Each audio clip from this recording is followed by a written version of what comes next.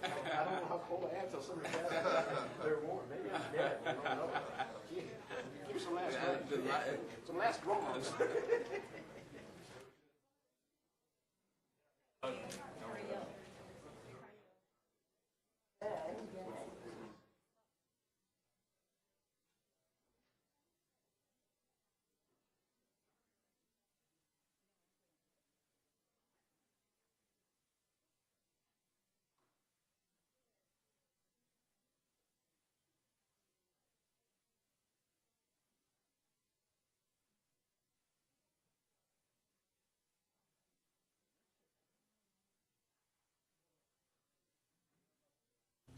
Good evening, everyone. We will call the City Council meeting to order for January 7, 2013. First order of business is roll call and determination of the quorum. Sasso.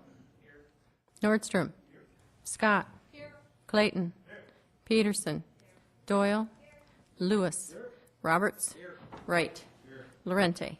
We have quorum. Thank you. Next order of business is the invocation, and everyone please rise, and we'll recognize Pastor Troy Carr from Faith Temple. Pastor Troy. We'd like to thank the Mayor and the City Council for this opportunity to do the invocation, the first one. I'm doubly honored that it's the first one of the year.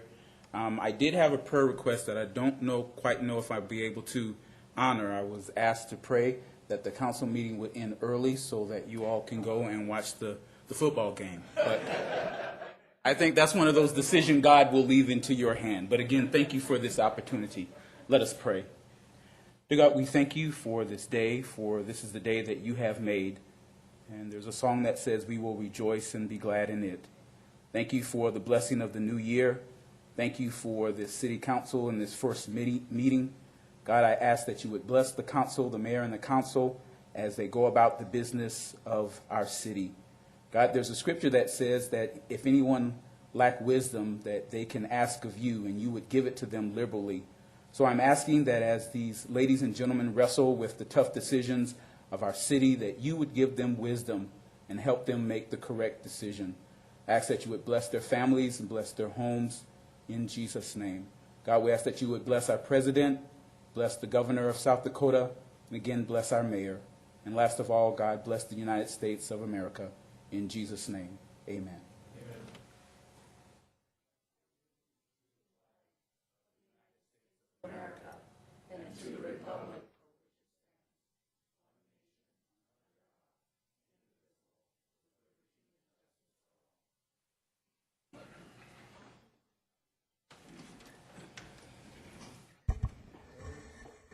Thank you, Pastor Troy.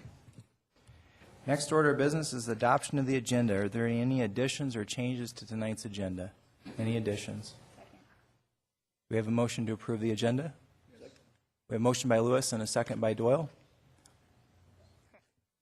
All in favor say aye. Aye. Opposed? Motion carries. We're now at our awards and recognitions and our Citizen of the Month, Rachel Hall from Ward 1. If you'd come up, and the Ward 1 alderman join me down front.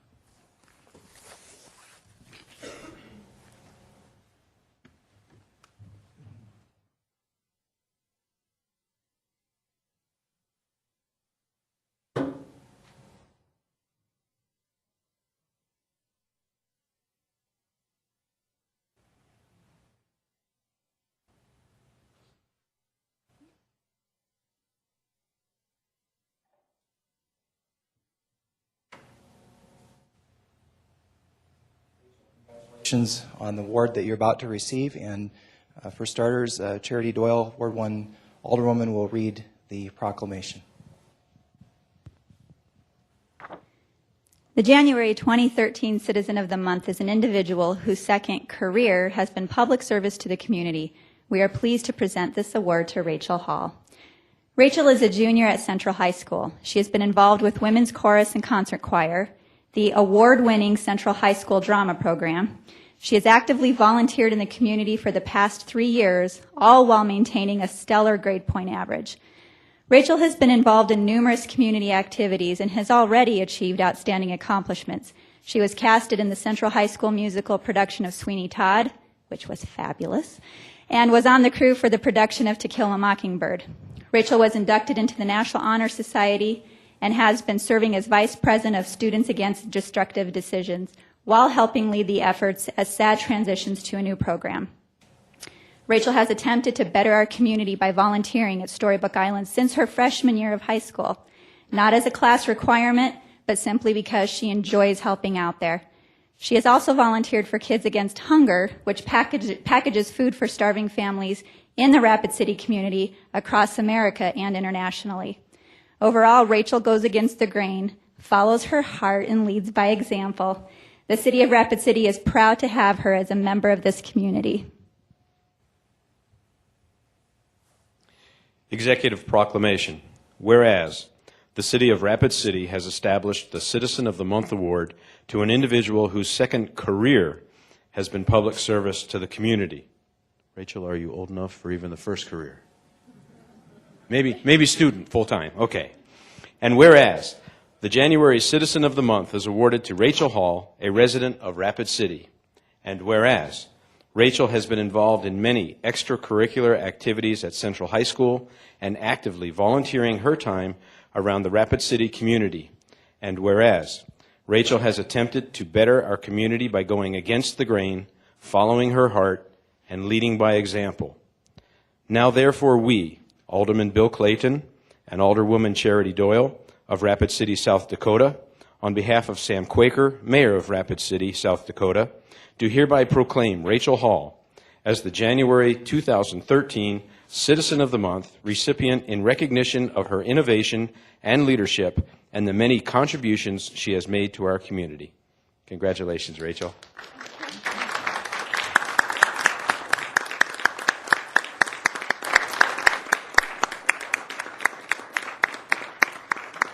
That's the homework.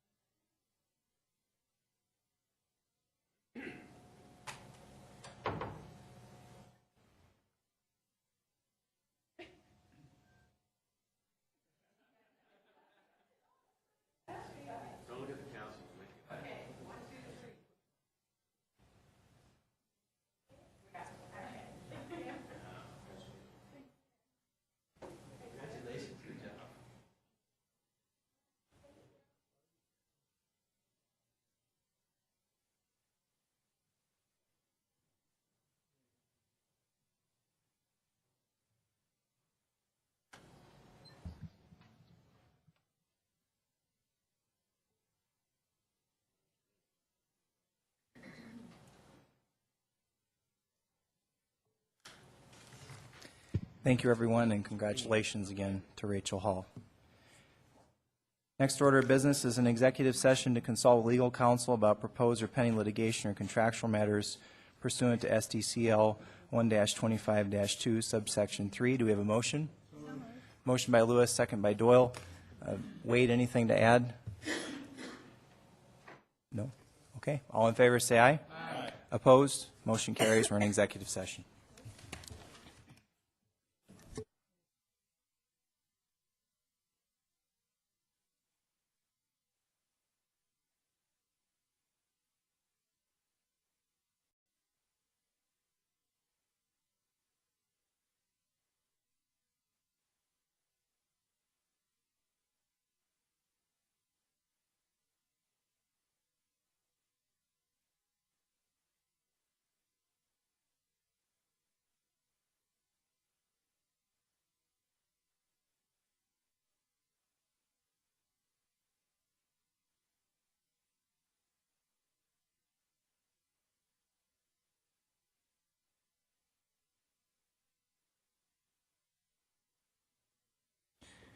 Do we have a motion to come out of executive session?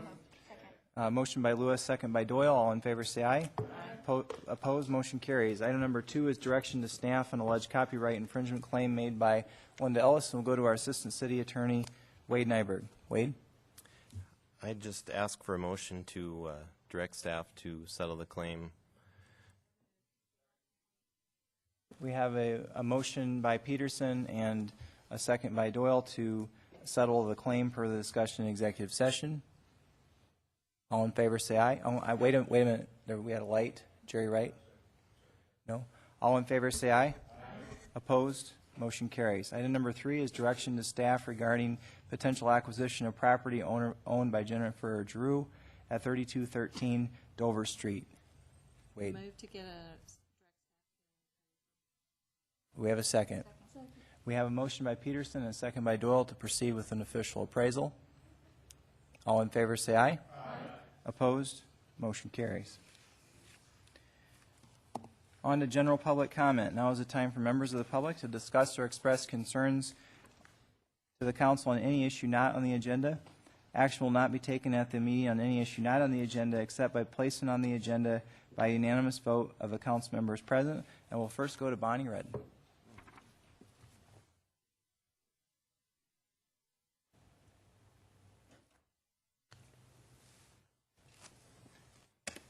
Good evening, Bonnie. I live in Ward 4.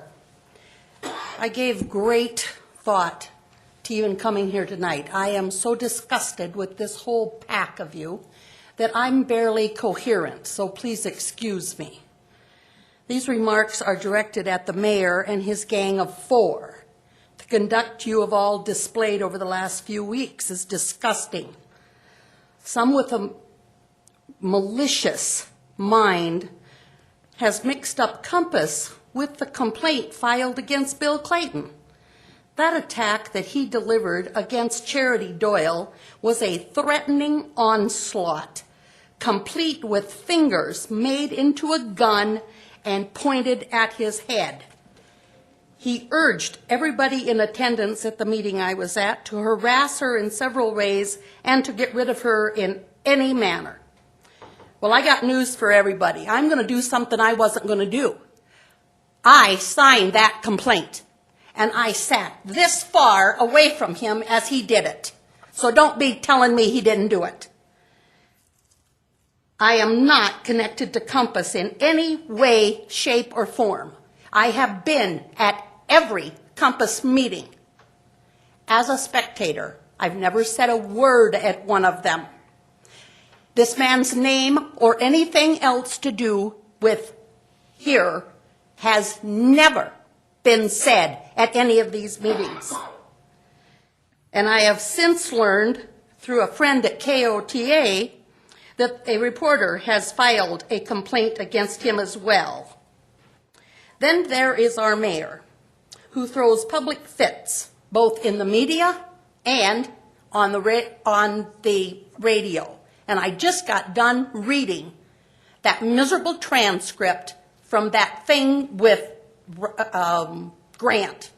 That is the most despicable, unimaginable kind of thing for you to do.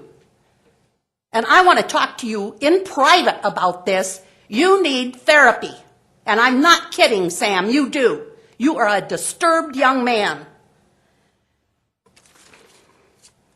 Consider this my formal request for the Gang of 4 and the mayor to resign.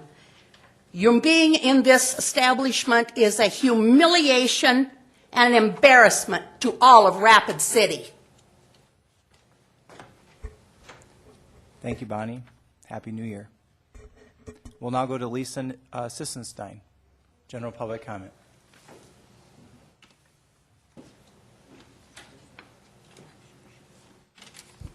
Good evening, Council. Well, I hope I come off a little more kinder to all of you. November 28th, as you all know, I was approved unanimously to be appointed to the Civic Center Board. On December 3rd, Dave Davis approached you and everything changed.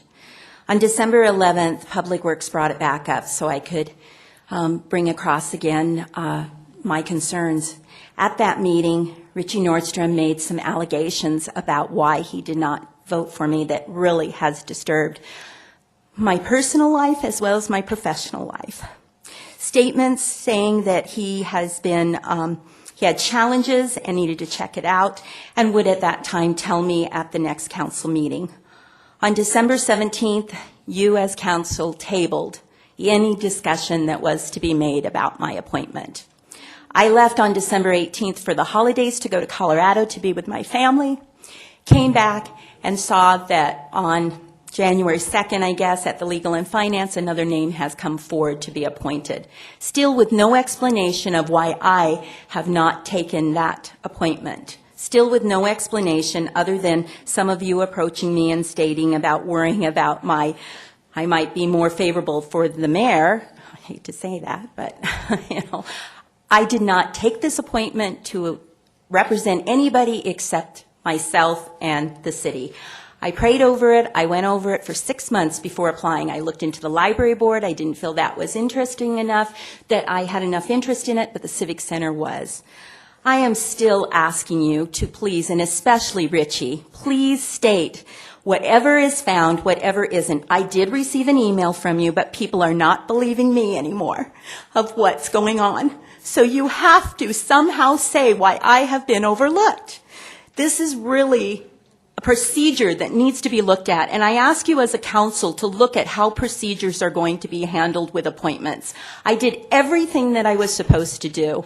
I thought the mayor who got with me and asked me questions, we had a discussion as far as if I had the time. I went through my boss. I did everything that I can do. And yet I'm getting questions, even on Saturday at an event I was at, of Lisa, why aren't they appointing you?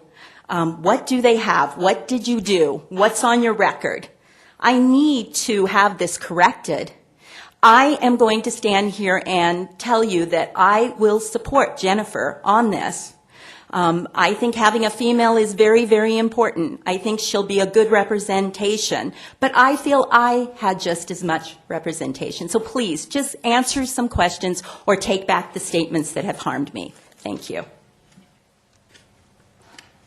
Thank you, Lisa. And this item is coming up on later on in the agenda, and I forget exactly where. Item number 66. Any further items on general public comment? Seeing none, we will move on to non-public hearing items 4 through 68, and we'll start first with a public comment for 4 through 51. Do we have a motion to open public comment? So moved.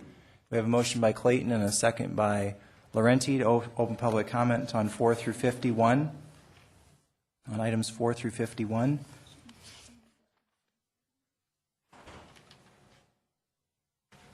All in favor say aye. Aye.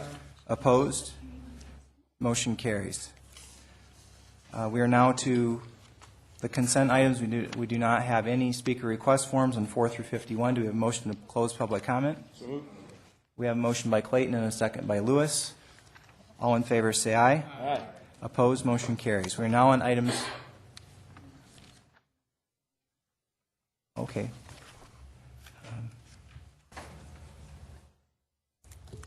We're now on items 4 through 51. Would any council members like to remove any items 4 through 51? We'll first go to Jerry Wright. 30. Pauline Sumption. Number 5, please. Okay, number 5 and number 30. Richie. Thank you, Mayor. Number 13. 13. Amanda. 27. Okay, 27. 37. 37. 38. 38. 46. 46. And 50. And 50. Amanda? Amanda Scott. Thank you. Number 8, number 36, number 41, number 51. All right, we have 5, 8, 13, 27, 30, 36, 37, 38, 41, 46, 50, and 51. Anything else? All in favor of approving the balance of consent with the exception of those items that I just named, say aye. Aye. Opposed? Motion carries. Did we have a second? I think I got ahead of my... We had a motion by A motion by Lewis and a second by Peterson, and a unanimous vote. We're now on item number 5. And this is the Central Baseball Association for a special event malt beverage license for an event scheduled for March 23, 2013, at the Doll Arts Center, 713 7th Street. And we'll go to Pauline Sumption. Thank you, Mayor. This actually, we don't need a special events license. They have the ability to sell alcohol already at the Doll, so we need to just table this. Motion by Peterson, second by Doyle to table. No discussion on the tabling motion. All in favor say aye. Aye. Opposed, motion carries. Item number 13, Jerry Wright. Can you read this? 8. I'm sorry. Item number 8. I apologize. Jerry Wright.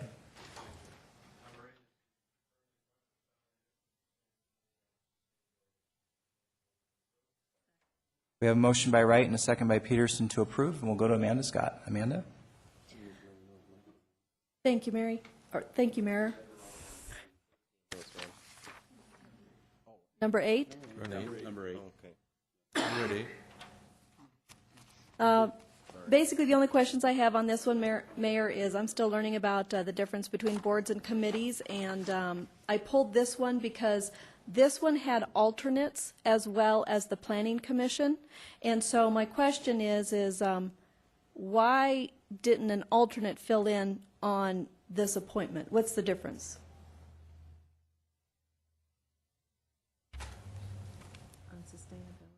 Yes, if you pull it up, it says that they are all voting just like the Planning Commission, but it had 2 alternates, but this is a whole new person being appointed. So I'm just, and then on the Planning Commission, the alternates, moved up one, and then we filled in with the second alternate as a new person. You know what, I'm not sure, and I kind of wish that this had come up at agenda review when I asked if there was any questions on tonight's agenda. I'm okay with this coming up now. My recollection is that the committee had recommended Sean's appointment, and there was very few applications for the position, even though it was posted twice, and so I don't know that I don't recall it being part of the recommendation to move up one of the alternates. I think this committee is fairly informal, and pretty much everyone is at every, is at all the meetings. So I don't really know the answer to that question. You're welcome to confirm this tonight or to continue it, but the committee is anxious to fill this position. So it's your call. All right, I'll just seek more information after this. Okay. Any further discussion on the motion? The motion is to approve. All in favor say aye. Aye. Opposed? Motion carries. Item number 13, Jerry. Item 13 is to approve the adjustment of the Utility Support Fund funding the schedule of Seeger Drive, Southside Drive, Utility Support Fund, SAB Fund Oversight Committee. I'll make a motion to approve. We have a motion by Wright and a second by Lewis to approve, and we'll go to Richie Nordstrom. Richie. There we go. Thank you, Mayor. I appreciate you allowing me to speak on this. I just wanted to give a heads up to the folks that live up in that area that drive that road up on Seeger Drive, from 143rd Avenue to Country Road. We're really looking forward to having this project done, and then also the project moving into 2014, and the people that give me calls on this are really looking forward to this taking place. Thank you, Mayor. Thanks to the staff for working so hard on this as well. Thank you, Richie. I agree this has been a project that's been a long time in coming. We'll go to Amanda Scott. Amanda? Thank you, Mayor. May I ask Terry Wolsterstorff some questions? Sure. Hi, Terry. As I mentioned earlier today, basically this is the first time in a long time that the Utility Support as well as the SAB Fund Committee met. Would you please explain the difference between a Utility Support Fund, the SAB Fund, and you might as well throw in the .16 fund?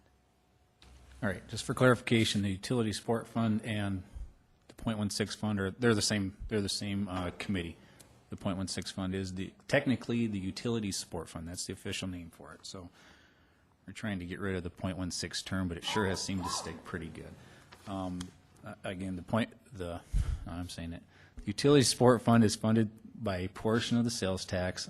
Generally speaking, those projects that are funded out of that money are development projects for utilities. And then a few years ago, they did change the ordinance, and we have started using a portion of that for some street improvements. The SAB, or the Special Assessment Bond Fund, that's the one that the council recently, as of a few months ago, turned those responsibilities over to the same committee. That committee met in December, and we will be meeting again probably within the month here to try to finalize some proposed policies for the use of that fund. And those recommended policies will be coming back forward to the city council at a later date here. And so on the SAB fund, is that, I'm trying to remember because I believe one of these was supposed to be paid back, like it was a borrowing type fund. Is that the SAB fund, and is that why we're changing it a little bit? Well, two things. You know, I think originally when the SAB was, I was thinking utility support fund. The SAB fund, it would be, in my opinion, I think what the committee will probably come forward with is a policy to where those are done. Those are assessment projects. So assessment projects are repaid typically over a 5 to 10 year period. And the funding source for the SAB fund, Terry?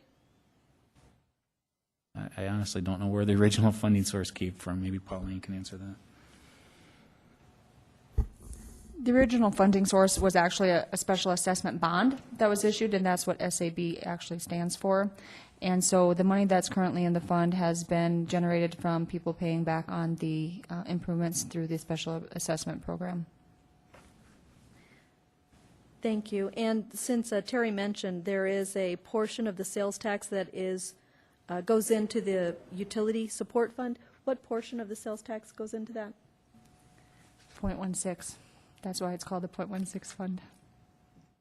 Now that makes all sense. Thank you. I yield the floor. Thank you, Amanda. We'll go to C. Laurenti. Steve? Thank you, Mayor. And I just wanted to ask the finance officer a question, if I could, Mayor. Pauline, can you remind me the SAB funds, when we were talking about these during the budget hearings, the SAB funds are the investment funds that we're tapping into, is that correct? Where we're garnering an interest rate on these? I just want to make sure I'm thinking of the same fund, so. No, that is not correct. These are just funds that are in the bank account. There's a very small interest that we're earning on it right now. Okay. And all so right. it's actually better for us if we do projects and assess them out. Okay. Thank you very much. We'll go to Richie Nordstrom. Richie? Thank you, Mayor. A question for Pauline, if I may. Pauline, could you remind us about the balance on that special assessment bond, the SAB, approximately?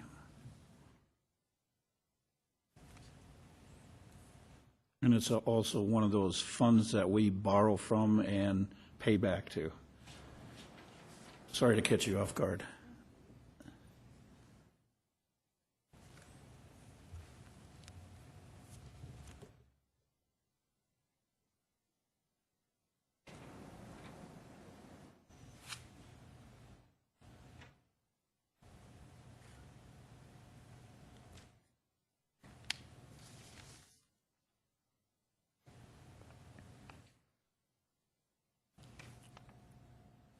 Mayor, if it's all right, I I get the can answer clarify, later. Richie, Yeah. the Yep.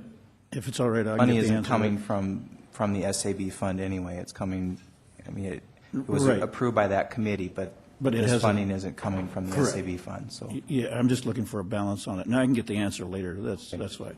Okay. It's approximately $4 million at the end of November. Thank you.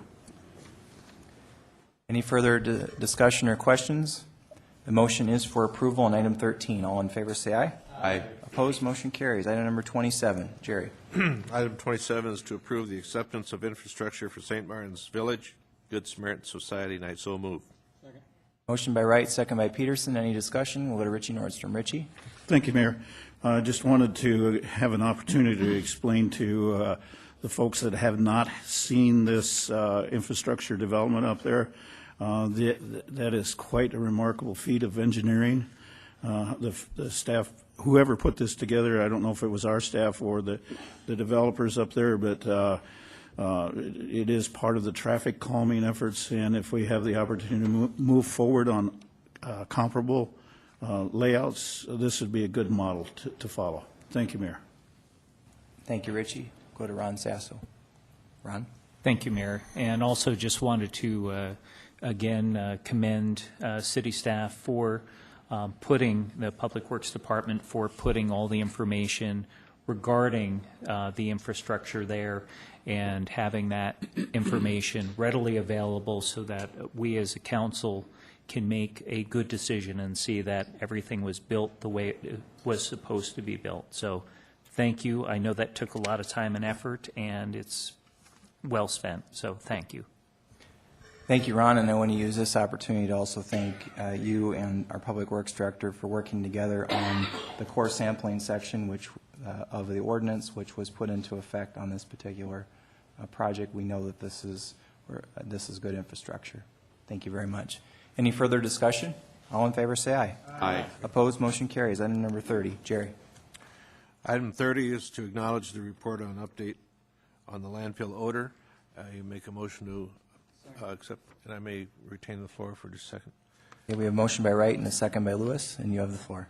Thank you.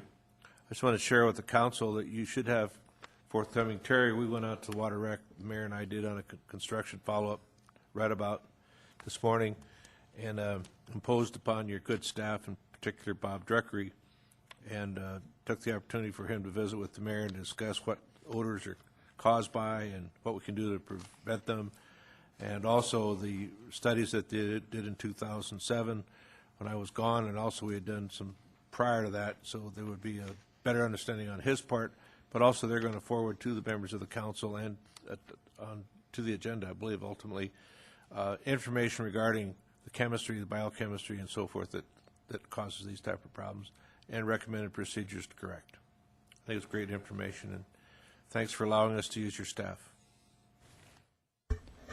Terry, you have any comments on this item? Just some quick follow-up in regard to the air quality sampling. The last round of air quality sampling was done in November of 2011, so it's been a little over a year.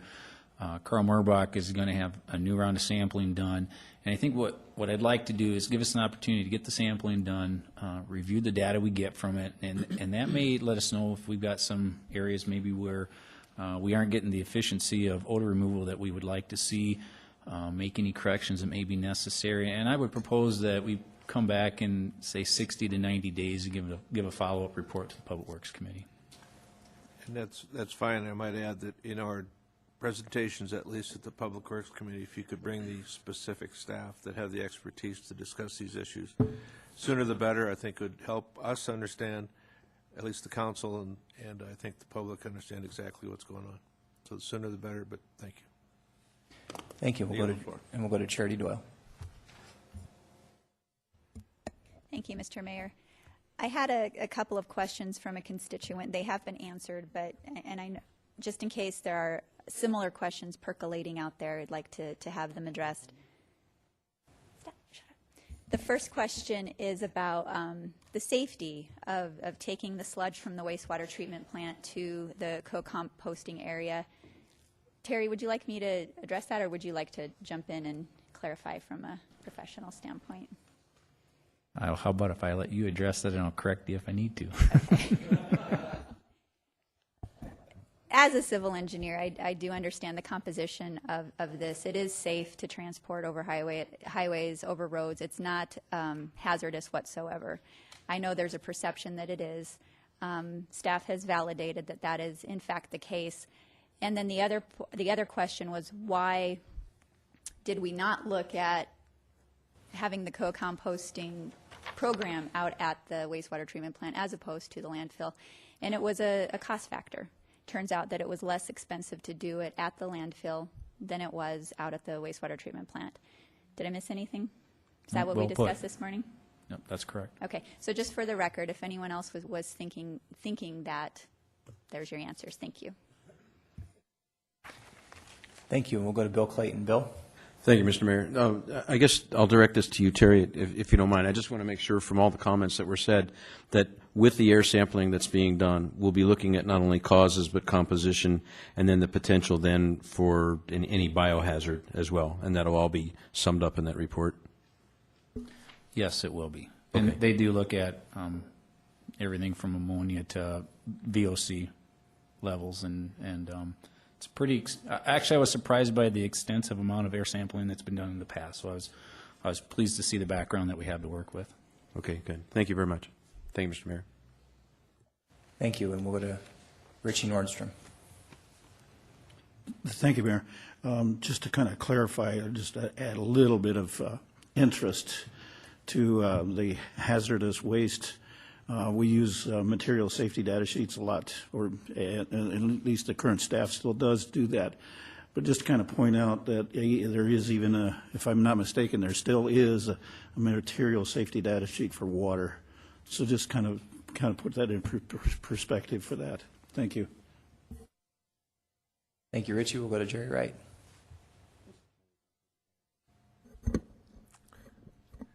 Had a lot of experience in dealing with the odors out there, so I just want to share a couple of things with our community and our council members and staff, and that is that we had a policy that if there was a problem that we wanted to call immediately. And I used to have a pager. We worked through dispatch, and if there was a complaint, and we'd respond. But I just want to share with you a story that was, you can lose your license, you can lose your permit due to odors and other things, and that we have to take this very seriously and get it corrected. But one issue happened several years ago that we're getting calls from that same area, and we were going over to the house repeatedly. We couldn't quite catch the odor until we finally were standing on the deck, and there was the odor, and we found that the gentleman that had the house had a curb jar, glass canning jars with some sour milk in it with DDT, and that's what the smell was. He'd step out of his house and smell it, and he kept thinking it was us. So our entire operation was at risk because of a glass jar containing sour milk. Now, that's a true story. So I think we have to be very careful, and I know that our staff will be very professional, and we need to take it seriously, get it under control, and take care of it. But to the public, understand that the city will do and can do everything it can, and once in a while we have problems, but we'll take care of it. Thank you, Jerry. We have no further lights. The motion is to acknowledge item 30. All in favor say aye. Aye. Opposed, motion carries. Item number 36, we'll go to our Legal and Finance Chair, Amanda Scott. Item number 36, to authorize the mayor and finance officer to sign agreement with Western Dakota Tech for paramedic training, and I make a motion to approve, and I'd like to retain the floor. We have a motion by Scott and a second by Doyle, and you have the floor. Thank you. Basically, I would like the public to know, and I'd like to publicly recognize the efforts on finding extra money. In 2012, there were 4 people that were trained for the paramedic training, and it cost $20,000. And in 2013, we're doubling the number, and it's actually going to be the same cost because there was also a $10,000 donation. So I'd like to recognize the staff and thank you, Chief Mike, for looking for value. Chief Mike. Okay, thank you. Since you brought it up, I can take, or the department can take, absolutely no credit. What we did is we had an individual here in town that we had been out to serve numerous times, suffers from a long-term illness, and they were so moved by the care that they had received from our paramedics that they're nearing the end of their lives, I should say, and they're starting to find ways to put their money to good use before they go on. And so this was one of the places they felt maybe they could give back to the community, train some paramedics, and then those paramedics could in turn go out in the community and help people like they have this individual. So that's where it come from. So thank you. Well, and thank you, but for being humble, because it is the service that was provided that actually still got the donation. So thank you for the great service. Thank you, and thank you, Amanda. Any further discussion? The motion is to approve. All in favor say aye. Aye. Opposed, motion carries. 37. Resolution number 2012-154, writing off credit balance water billing accounts. And I make a motion to approve. Second. Motion by Scott, second by Laurenti to approve. And we'll go to Richie Nordstrom. Richie? Question for Pauline, if I may, maybe a couple. If I may direct them to Pauline Sumption. Pauline, can you tell us a little bit of a history on this accounts that we have? I've counted 30 accounts with Barker and Little, and the total amount is approaching $50,000 that we have to write off on that or continue trading collecting. Could you address that a little bit, the history on that, going back on Barker and Little? Would you like me to address that now? We're on the credit balance one. 37? It's the... We're on 37. I must be off on the wrong one here. I'm Okay, sorry. okay. Just the I'm sorry, I'm off on the wrong one. Yep, should be number 38. Okay. I apologize, Any Mary. further discussion on item 37? The motion is to approve. All in favor, say aye. Aye. Opposed? Motion carries. Item 38. Item number 38, approve resolution number 2012-155, writing off uncollectible utility billing accounts. And I make a motion to approve. Motion by Scott, second by Peterson. Richie? Thank you, Mayor. Turning red over here. I apologize again, Pauline. I'm sorry. Threw a loop at you, and it wasn't even your fault. It's mine. Could you explain the history on that Barker and Little and the 30 accounts? To sum it up, Barker and Little was the company that was owned by Doug Hamilton, and they filed bankruptcy probably 4 or 5 years ago now, and so we're just trying to write them off now. Basically what happens with all of these accounts, not just Barker and Little, is that for accounting purposes we'll take them off the books, but we will continue to collect on them if at all possible. Could you also explain about the percentage of write-offs that we're doing too? If I remember hearing something like in the Legal and Finance Committee, you came up with a percentage for the write-off? Absolutely. National average for debt write-off, something similar to this, is actually 10.3%, and this year we are 0.72% for our write-offs compared to what we actually bill out.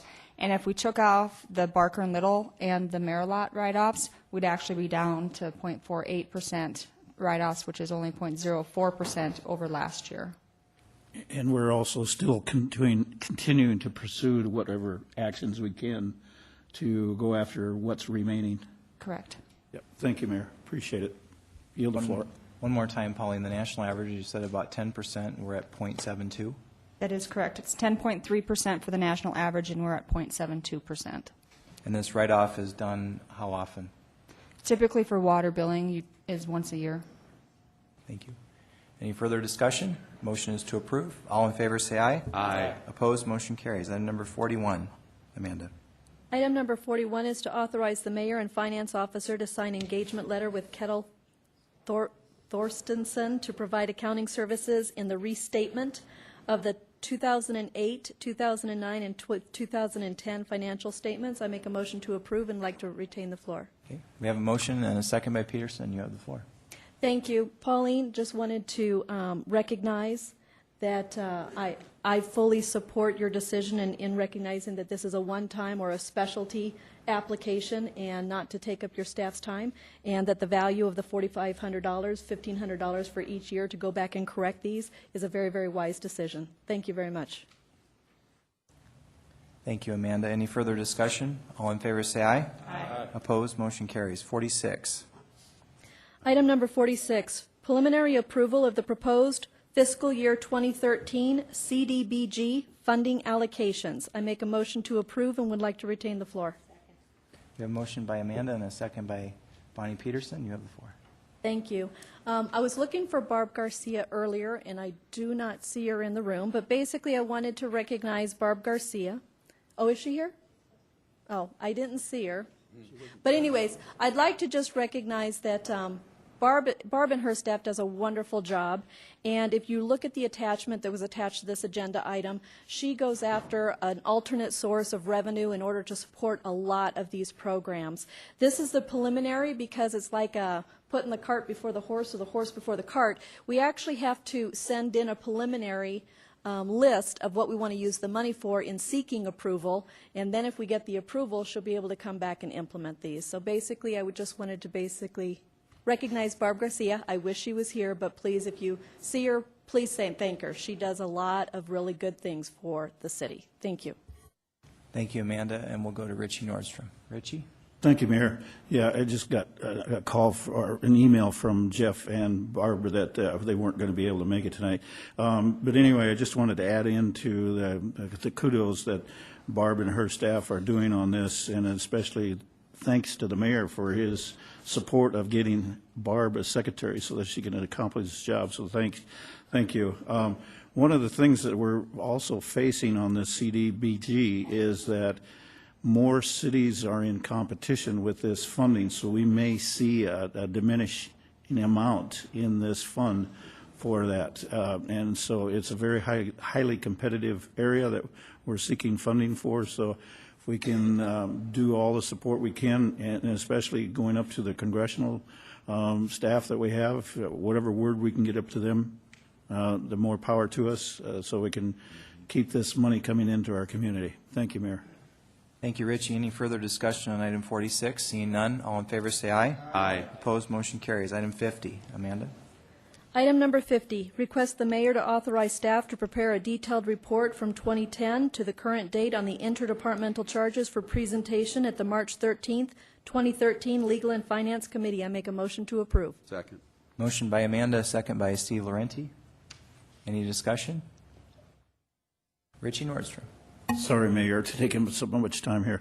I just wanted to have a little bit more discussion for the public purposes to explain to us as well as the public what this interdepartmental charges is all about. And I don't mean to have Pauline and Amanda go through the entire presentation that they had, but what they presented at the last Legal and Finance. I wonder if you can do a Reader's Digest version of what took place there, because I thought it was very informative and what you did to take place there. Thank you, Richie. Mayor, if you don't mind, item number 51 is that, and I had already pulled that. Okay. Do you want, Item 51 can I combine or them? 50? Yeah. Okay, sure. You want to combine both? Sure, absolutely. Item number 51 is to acknowledge the update on the 2012 supplemental appropriations, and Pauline Sumption has agreed to help me with the overheads on this. Thank you, Richie. You're welcome. I'll use the floor as well. Oh, I'm sorry, they are two different items. I caught it from you, Richie. I got confused. So this is actually number 52, but I'll go ahead and I'll do the presentation now because I was going to do it then anyways. Pauline, this is the second one. Okay. And Pauline Sumption had agreed to help me on this one too. So. Basically, according to the memo that is up here, this discussion is on the interdepartmental charges. PILTS, which is an acronym for Payment in Lieu of Property Taxes or Payment in Lieu of Taxes, is a specific formula that is assessed against city property and is a city millage levy that is charged. And it is supposed to be used, like all the rest of us taxpayers pay our taxes, for the general services that the city provides. So these enterprise funds, which take in the sewer district, the civic center, the golf courses, the water district, all these enterprise funds that the city expects to operate as a business or a standalone business, the PELT is just their way of paying into the general fund for those services that all the rest of us taxpayers have to pay for in order to get the services: fire, water, parks, finance, city council, mayor, the rest of us. So that's what the PILT line is. And on this first memo, you can see that the PILT is, back in 2011 was $600,000. And in 2012, it was reduced a little bit, about couple $100,000. And then in 2013, it was dropped down to $169,000. Pauline, if you go to the second one. On that one, the other thing to point out on that, as Pauline removed it, but that's okay because I asked her to, is that the interdepartmental charges themselves, that is not the PILT portion, that is cost accounting. And that is one department charging the other department for the services that are rendered. So that is something totally different based on the formula or the way it is charged. Thank you, Pauline. So this first one is the PILT history. And looking at the 2013, like I said, Pauline has included in the top line of this report now the actual city mill levy. So it's the mill levy of just the city that comes up with those dollars that are being infused or moved into the general fund from these enterprise entities. And again, like I said, these enterprise entities are supposed to be acting as a business, and they're supposed to be paying their expenses, which the taxes for the general fund, providing the regular services, is what this formula is all about. And the footnote at the bottom, Pauline's also included to explain that it is supposed to provide those services into the general fund. One other note on here, if you do the math, which I already did, basically there's a reduction on all the entities that are currently have funds that are being paid into the general fund for 2013. That is actually a 65% reduction from the 2011. And obviously the ones that are paying nothing in 2013 is a 100% reduction. Thank you, Pauline. Next page. The other report is, this is a 2-page report, and this report actually is not the Peltz now. We've moved over to the interdepartmental charges. This is where the departments charge each other for the specific services provided. This report is a 2-page report listing all the accounts. This report only reports the net.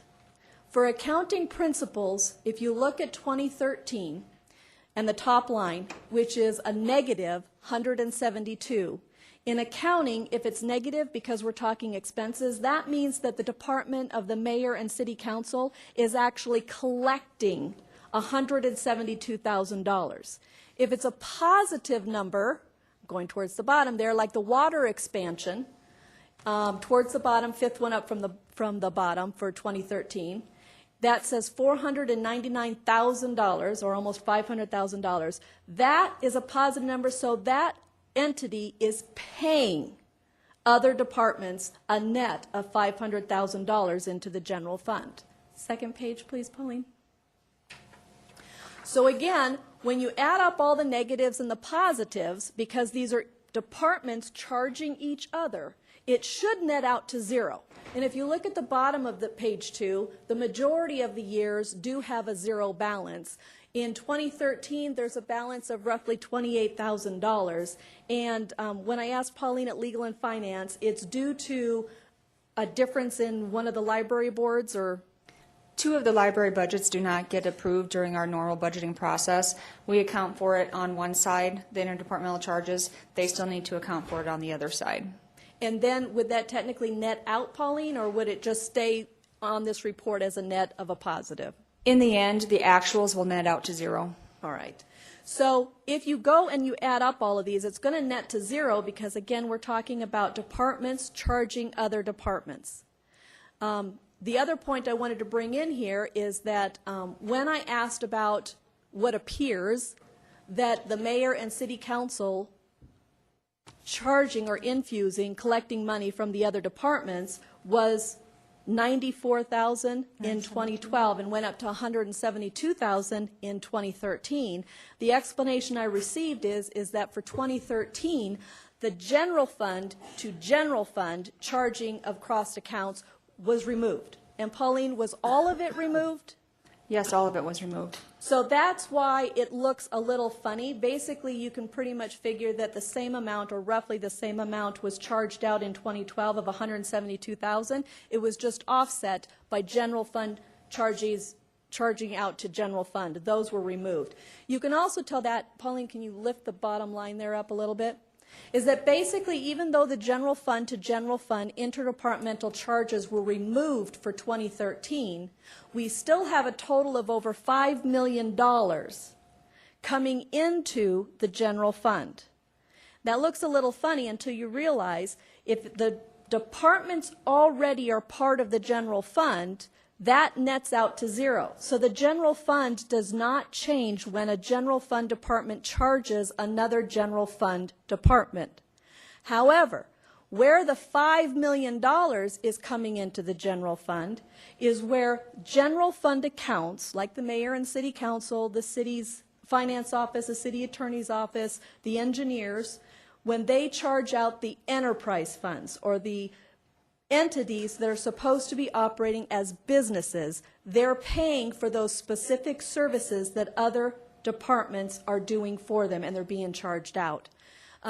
This is the part that if you followed the discussion over the last 2 months, when it comes to talking about the interdepartmental charges and the pelts, and the mayor is the one that brought forth the ordinance to try to bring this to light, and I totally am in support of this, because the discussion has been, as you look all past the last 10 years, these numbers have grown from taking money from enterprise funds and putting them into the general fund to help balance that portion of the budget.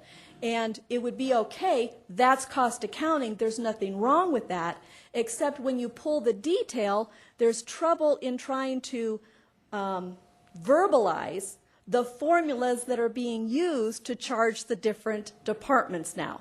So there's nothing wrong with this, except it just needs the light of day brought on it so that we can take a look at it and make sure that the charges being charged are equitable and fair. That's what we need to clean up. And the mayor recognized that 2 years ago, and I appreciate that. It took me a long time to really fully understand this, and I'm not going to say I'm 100% fully on top of it, but I'm getting there. Pauline, would you go to the last page? Just as an example, in order for me to understand, I asked Pauline, I said, well, let's just take a look at the first account, which was at 101 Mayor and City Council, and for that $172,000, what's the net, or what's the detail that makes up that net? And Pauline supplied me with this information. Basically, the column that starts with 4164 and ends with 12960 is the yearly charges that one department, the mayor and city council, is charging to each one of these enterprise funds. And it does total up to that $172,000. So, for an example, the reasonable test, that's where I asked. I said, okay, so if the mayor and city council budget line item is charging these enterprise funds, these funds, what's the reason we're charging them? And the basis for charging the enterprise funds was that basically it's supposed to be the time spent from the council and the mayor on dealing with these enterprise issues, whether it's budget or ordinances or resolutions or whatever. And, you know, again, I will say there's nothing wrong with that. I just happen to question how this got out of whack, because basically you've got $172,000 coming in, and it's not offset by the amount of time, in my opinion, that we actually spend on these items. So that's where, it's, as an example, it's come out. And that's where, Richie, item number 50 is now asking for the report to be created that actually shows all the details so we can start untangling the spaghettiness of how all of these different departmental charges were put together. And it is a daunting task, I have no doubt. Pauline is just getting headaches over whenever I try to say we want to clean this up. But I truly believe once we get the detail and we start having those conversations, we don't have to go into billable hours. We don't need to have staff tracking hours and minutes and 5 minutes. But we can apply the reasonable test, what I was just saying. You know, basically, if the total compensation that 10 city council members are paid is $150,000, and we spend 25% of our time on these enterprise funds, then maybe 25% of our time should be charged out, not 95 to 150% of our time out to the enterprise funds. So that's basically the explanation that I gave. I hope it helps a little bit instead of creating a whole bunch of confusion out there. So does that help, Richie? Thank you, Amanda. We're going to first go to Chad Lewis, and then we'll come to you. Chad? Thank you, Mr. Mayor. I haven't read the Reader's Digest for a long time, but I really hope that was the Reader's Digest version. See you later. You weren't at Legal and Finance Richie on Wednesday. Nordstrom. Alderman Lewis, this is definitely the Reader's Digest version, and I just want to applaud you folks for coming up with the Reader's Digest version of this, because I've been trying to figure out this for a number of years, and you folks have done an excellent job with doing the homework and coming up with the background and especially the verbalizing. I think that's very important how you're coming about that, because I've always felt as an employee, and we had the opportunity from the union's perspective of it to look at the budgets, having that explained to us. It was totally Greek, and you folks have done an excellent job of getting this started into, getting this down to a lay person's understanding of how the budgeting works. Thank you. Thank you, Richie, and I really appreciate this discussion. Any further discussion on the motion for item 50 to approve? All in favor say aye. Aye. Opposed? Motion carries. 51. Item number, item number 51, to acknowledge the update on the 2012 supplemental appropriations. I've got some overheads that Pauline's going to help me with. Do we have a motion? Oh, I make a motion to acknowledge. And we have a motion and we have a second by Peterson. You have I'd the like to floor. retain, thank you, Mayor. Basically, on the supplemental appropriations for 2012, there were 5 of them. And just to summarize, I wanted to go through and understand whether the $2 million, and I'm rounding, it was 1.973, something like that, but $2 million that was appropriated out of the undesignated cash in the general fund, if it was spent on one-time purchases, or if it was a recurring item that needs to be budgeted for in the succeeding years coming up. So I took the supplemental appropriations and I basically broke them down so that we could see in detail, again, what the supplemental appropriations 1 through 5 entailed. This is the detail. When you wrap up or add up all of the like items, there was $593,000 in mobile equipment. That might have been, I know 400,000 of it, or 420 was for, to supplement the bus transit purchases. The matching funds, yes. So as far as mobile equipment, that might have been a one-time thing, but it is something that we probably need to look at and budget for going forward. $350,000 was allocated for pine beetles. Again, let's hope the little pine beetle problem gets under control here and we won't have to budget for that, although the 2013 budget already includes a budgetary item for that.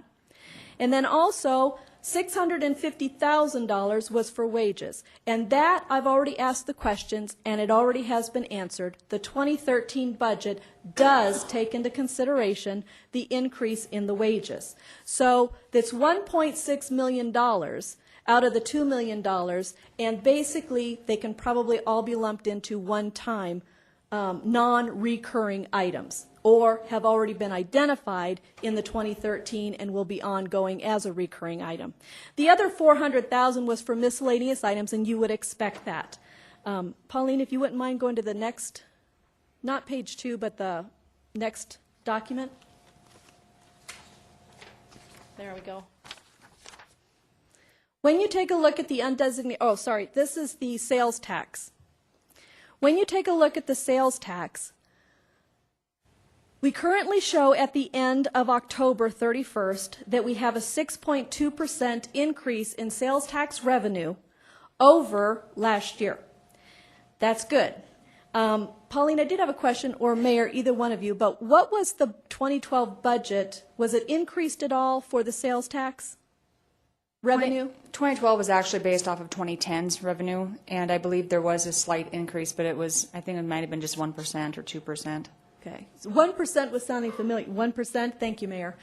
So the 2012 budget was only budgeted or put together to use a 1% sales tax increase. With a 6% increase and 1%, if my memory serves me correctly, a 1% increase is the equivalent of about $200,000. So if the budget for 2012 was going to use or forecasted to use an additional 1% growth increase, we still have a 5%, which we're sitting at 6.2, which is the equivalent of $1 million. So with the $1 million extra in sales tax, if you take the cash balance, and Pauline, if you could go to that last page now, if you take the cash balance of 2011, which was $3.3 million, and you add the $1 million in the sales tax revenue, that gives you 4. If we subtract the $2 million that we used in the supplemental appropriations, it should still leave us with 2. However, it's looking like it may be more than that.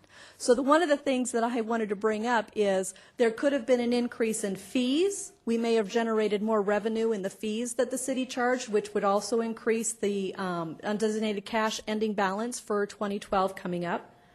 And also, Pauline, were there any other things that might have increased our undesignated cash position? Basically, the The expenses, we did not spend as much as what was budgeted. That would be the other way. So if the expenses, and thank you, have been controlled, that would also leave us with more undesignated cash to be used for 2013. And as I believe the mayor is most proud of, as well as all of the city council people, we have not dipped into the reserves in the year of 2012. So that's my explanation on the supplemental appropriations. Chad, I'm sorry I put you back to sleep there. Thank you. We'll go to Bonnie Peterson. Bonnie? Thank you, Mayor. I just wanted to give Amanda Scott kudos and to tell the citizens that Amanda, Ward 4, is really, I've been here for 2.5 years, not very long, but she is really an asset when it comes to looking at the budget and understanding it and putting it in layman's terms. And so, anyway, the city hit the jackpot with her. Thank you. Richie Nordstrom. Thank you, Mayor. Question for, I'm going to say Pauline, for this sales tax collection at 6.2. If the current amount stays, or the current percentage stays this way through the end of December, is there a change to the employees' salaries, or does that contract run out? The current contract actually goes through 2013. And so if our sales tax stays above 5.5% increase over 2011, then the employees under the union contracts are entitled to a 2.5% increase July 1 of this year, and then they're also entitled to another increase January 1 of 2013, but I'm not sure what that percentage would be. Understand. Thank you. Appreciate it. Yield the floor. Thank you, Richie. And before we proceed to the vote, I would just like to say that, and also thank Pauline for her efforts on this. In 2011, we had 7 supplemental appropriations. In prior years, I think we've had even more. This year, we were hoping for 4 supplementals. 2012, we were hoping for 4 supplementals. We ended up with 5, but we have done pretty well. And one of the reasons we had the number of supplementals that we did was because of the wage negotiations, including the negotiations with the firefighters. And so I think that we're in pretty good shape financially, and I'd like to thank our finance officer for helping keep the departments in line on their supplemental requests. So it took a lot of work and a lot of discipline, so thank you very much. Any further discussion on item number 51? The motion is to acknowledge. All in favor say aye. Aye. Opposed, motion carries. We are now on non-consent items 52 to 68. We have a motion to open public comment. We have a motion by Doyle, second by Clayton. All in favor say aye. Aye. Opposed, motion carries. We have one speaker request form for items 52 through 68, and that is from Dan Michael. Dan? This is on item 53.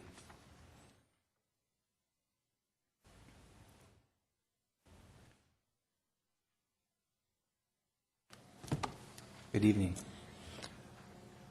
Good evening. Dan Michael, Ward 3. I lived in Ward 4 for a time. I beg your indulgence this evening on the building, and I guess I'd call it the building board, mechanical board, plumbing board, electrical board, and the building construction board. I beg your indulgence because I've been kind of out of the loop for 5 months, 7 days, and 8 hours. And I heard through the grapevine this week that the board makeup of the mechanical, plumbing, all the boards, was going to go to a 5-member Board of Appeals. And I feel that if we have issues with 90-some boards in the city of Rapid City, I feel that these particular boards, because of their makeup and because of what they perform for life safety in the city of Rapid City, on the mechanical side, on the plumbing side, on the electrical side, on the building side, And the amount of money that is taken in, I was just looking at a chart out here in the hallway. And I think your building inspection permit fees in the hundreds of millions of dollars. I feel that the makeup of a 5-member board with 1 member from each, 1 contractor from each trade would be doing a disservice to the trades of Rapid City and to the safety of Rapid City.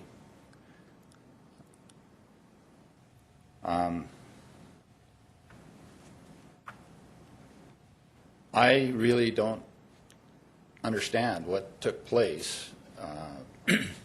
I understand, in talking to a few board members, that 3 months ago the decision was made to disband these boards and come up with a 5-member Board of Appeals.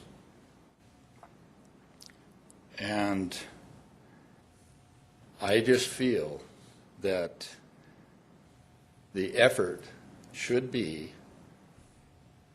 on the safety of our citizens. I hope you reconsider as a council the disbanding of these very important boards. There is not a mechanical state code. There's a uniform mechanical code, but we do have a state plumbing board, just to reiterate that. But I think it should be reconsidered, and I hope at this late hour, I apologize for my tardiness. Thank you. Thank you, Dan. We do not have any further speaker request forms. Did I miss anyone? Items 52 through 68. Do we have a motion to close public comment? So moved. Motion by Robert, second by Peterson. All in favor say aye. Aye. Opposed, motion carries. Item number 52, Amanda. Second reading, ordinance number 5887, an ordinance requiring the finance officer to report interdepartmental charges to the Common Council by adding section 2.40.085 to the Rapid City Municipal Code, and I make a motion to approve. Motion by Scott, second by Peterson to approve. Any discussion? Seeing none, all in favor say aye. Aye. Opposed, motion carries. 53. Second reading, ordinance number 5889, an ordinance to provide for standardized administrative regulations for Title 15 Buildings and Construction by repealing Chapter 15.04, numbering of buildings, and replacing it with a new Chapter 15.04, administration of the Rapid City Municipal Code, and I make a motion to approve. We have a motion to approve. Do we have a second for discussion? Second. We have a motion and a second by Chad Lewis for discussion. And we'll first go to Brett Limbaugh, our planning director. Or should I say community development? Well, there are a number of ordinances in front of you tonight, and they all are related to the consolidation of the boards and doing some minor cleanup. And I understand the concerns that were raised tonight.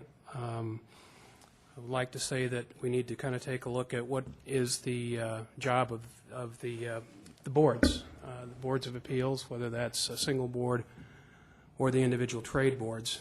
And their job is to take a look at an appeal that's been denied by the building official for something that the appellant feels is as good or better than the existing code. And that's it. It's also, everyone should be aware that the electrical and plumbing codes are state codes. So those, any appeal that would be made regarding those two disciplines go to the state, and they don't go to the city boards anyways.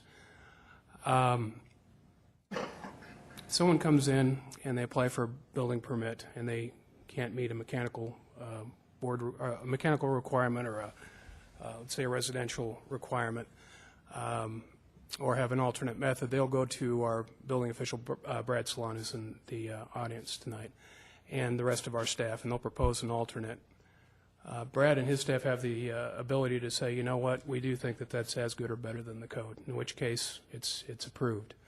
The only time it's ever going to see the appeals board is if they're uncomfortable with it. And that board is going to get Brad's opinion and his staff's opinion on what their thoughts are with regard to that appeal. And when they formulate their recommendation, they're going to contact members within the various trade groups to formulate their recommendation. It's not just going to be something that they're going to come to off the top of their head with. So I don't believe that we're actually sacrificing safety here. I think what we're doing is offering an alternative that is more efficient in that someone can go and make multiple appeals to the same board rather than having to go to individual trade groups. Certainly the code itself has been cleaned up very much so that it's easier for an appellant to figure out to whom they would need to make an appeal, what are the grounds for an appeal being approved. And so I think this is really contemporary with what most cities do. Rather than having individual trade boards, I would encourage you to go ahead and approve each of these individual codes. I'd also like to thank Carla Cushman in the City Attorney's Office for all her work on these. She did a tremendous job over the last 2 to 3 months to get these in shape. If you have any questions of me, I'd be more than happy to answer them. And then Brad Solon's also in the audience, and he can address any safety concerns you might have. Brett, I have a procedural question for you. If the council would choose to continue item 53, what would that mean for items 54 through 65? Well, 53 is essentially taking all the administrative portions of each individual code and consolidating it into a single administrative procedures chapter. So if you don't pass 53, you shouldn't pass any of the others also.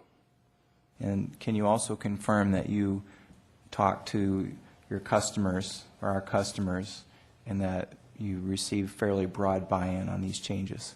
You know, we have met with each of the individual boards, and I know there's some members out there that aren't necessarily in agreement with this, but at the end of the day, I think the vast majority of them are. We've notified our customers for the better part of a year. This consolidation process has been going on since February. Thank you. We'll now go to Bonnie Peterson. Bonnie? I would like to ask Brad Solon a question. After all, he's been here. I want him to feel needed. Hi, Brad. Hello. Are you comfortable with this new process?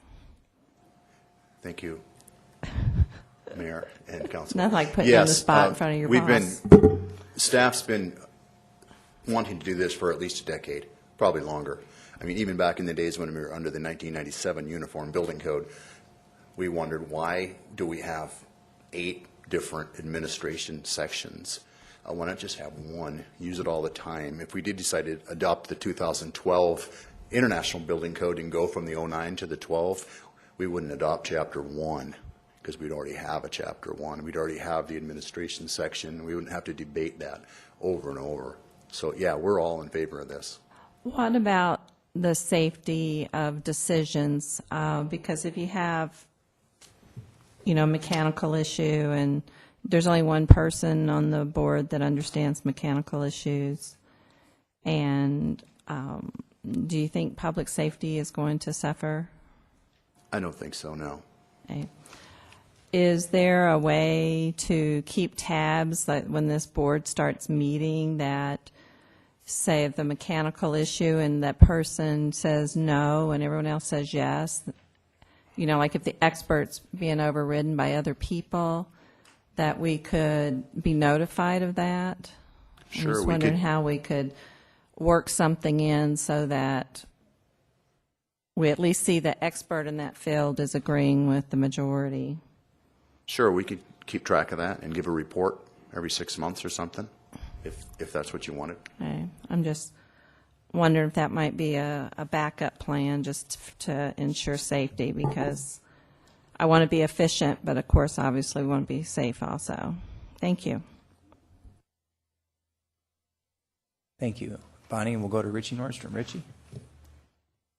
Thank you, Mayor. As you know, I'm very, very strongly supportive of this whole action of all these items, and because I think this is leading into some future tasks that will need to be addressed by the city. So this is a good starting. And to address your concern, Dan, we have looked at that health and safety issues, and also, in my mind, we've looked at it as far as an efficiency process, and I believe the direction that we're headed for is helping us in all that area.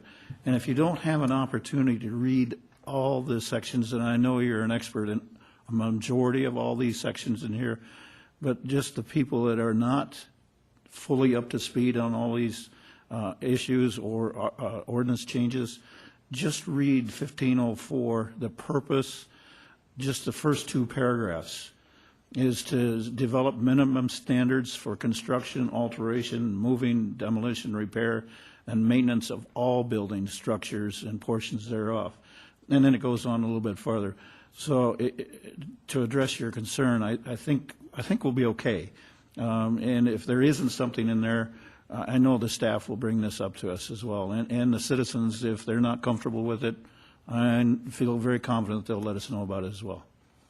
Thank you, Mayor. I'll yield the floor. Thank you, Mr. Mayor. I'd like to thank Mr. Michael for bringing forth his concerns, sir, and I do appreciate where you're coming from. Obviously, I'm in the business as well, but I would like to commend Brett and the rest of the staff for working on this. I personally, think that looking at the makeup of this board, it's going to make it a lot more efficient, a lot easier for people in our business to bring forth their concerns and their appeals. And it's been my experience that no one's out to get anybody else as far as any conflicts that might arise. I think they're all going to work together to find a resolution for the people in the business. They all know how hard the job is, and I think that given the makeup, there's people from every different trade involved in there. The engineer might need to go, but the rest of them, I definitely think it's going to probably make it more efficient in the long run. So I would definitely, once again, thank you, and I would be in support of this motion. Thank you. Thank you, Chad. And Brett, just to clarify, last fall we passed a resolution, and the council passed a resolution to eliminate 37 different boards, commissions, and committees. And what this set of ordinance does is it eliminates or consolidates 8 boards into, is it 2? Yeah, this one will take all the building boards. We have 6 of those now, and that'll reduce it to 1. There are still 2 other consolidations yet to happen. With the Development and Repeal Review Board? Yeah, it's the Zoning Board of Adjustment, Sign Code Board of Appeals. Very good. So this set of ordinances takes from 6 boards to 1? Yes, that's right. Okay. Any further discussion on the motion? Any further discussion? We'll go to Ron Sasso. Ron? I would like to, I guess if I may, Mayor, I believe Dan Michael would like to add something, and may I give you a chance to say something else? Okay. I understand what you're doing with the consolidation, and I respect that. But as I look at this makeup, I see a couple of missing components. One would be a registered architect. 2 would be a licensed sprinkler contractor. 3 would be the fire department, because those are all components of the building trade in Rapid City. Fire department being a big part of it. That's just a suggestion, and I think it would be helpful to have that expertise, especially in commercial building and anymore. There's some residential construction that has a fire sprinkler component. Thank you. Good evening. Thank you. I also, looking at the consolidation, it does seem to be a good thing for the efficiency. I think also at the same time, it's something that we definitely want to monitor and make sure that we don't run into any problems. My main concern would be with the number of board members. If there is a specific item and one of the 5 board members is not there, that would be my concern. And so whether or not it would be better to have a larger board and still having a lower quorum, and I will yield the floor. Thank you, Ron. I believe we have an alternate from each trade, but we'll go to Brett Limbaugh to clarify. Yeah, there's an alternate appointment for each of the trades. With respect to the fire code, the International Fire Code is adopted. It's in a separate title of the municipal code, and it's regulated, administered by the fire department. That's not going anywhere. It's going to stay the same. So you needn't worry about those folks not being included within this board. Any further? Charity Doyle. He just answered it. Thank Okay. you. Bill Clayton. Thank you, Mr. Mayor. Brad, if you don't mind, walk us through very briefly the process. You know, I'm a builder. I've got something that's been stymied. I want to bring it in front of the board. I would imagine that there's a presentation and a review, and if in fact the board doesn't have a seated member with that expertise, such as Dan pointed out, whether it be fire, sprinkler, whatever, then you folks as a board could bring them in either at that time or certainly put it on hold in an effort to go seek the advice of an expert in another field. And it's just not a matter of a simple vote. I think there was some inference there that, you know, if the mechanical guy is overruled in terms of a vote by 4 other people from different specialties, I'm not sure that would happen. You know, everybody understands the limits of their own expertise, and if you and I are experts in our own given field, and you bring up something that is in disagreement to me, then certainly we have to go back to the drawing board and study it and put it all on the table, I think, and weigh and decide before a decision is really made. So, and maybe I already gave you the answer, but if you don't mind walking us through just very briefly, it sounds to me like there shouldn't be any concerns. That's true. Walking it through, of course, someone would approach staff and say, okay, we want to do this. We want to do X instead of Y because we think X is going to be better. And we would look at that and say, well, sure, it looks better. It's got to be better. So then we just say, okay, we entered the record in our file that says, you know, yep, we gave them an alternate. They're going to do it a little bit different, but it's going to be better. That's the easy way to do it. Every once in a while we run into one where there's somewhat of a dispute, and we say, well, you know, it's not better. It's not better. So they can go to the board, and the board then can make the decision. And you're correct. You would think that if the item came before the board, any board, that if the person on the board that was the expert in that wasn't there, that the board could continue it, or that somehow we could make sure that an expert was there to be there when the decision was made. I can say that I am recalling vaguely, or at least right now in front of you, that has occurred on boards already, where someone wasn't there at a board meeting. They needed a mechanical engineer. He wasn't there that day, or maybe it was an appeal that had something to do with the gas service utility company. That person wasn't there, and they continued it to make sure that the information that the board needed was presented, to, you know, in light of the appeal. Thanks, Brad. Appreciate that. Pearson. Thank you, Mayor. I have a question for Chief Mike. Chief Mike. Sorry, I didn't ask you this morning. Have you looked at this makeup of this board, and do you have any concerns about fire safety? Thank you. Obviously, Assistant Chief Tim Billings, who acts as the city's fire marshal, has been in close contact with Brett throughout this entire process, and we're very comfortable with what's happening here in terms of the fire codes that apply to Rapid City and our ability to continue to apply those codes, and we're good with everything that's being done. Okay, thank you. Thank you. Anything further? We're on item 53. The motion is for approval. Anything further? All in favor say aye. Aye. Opposed? Motion carries. Item 54.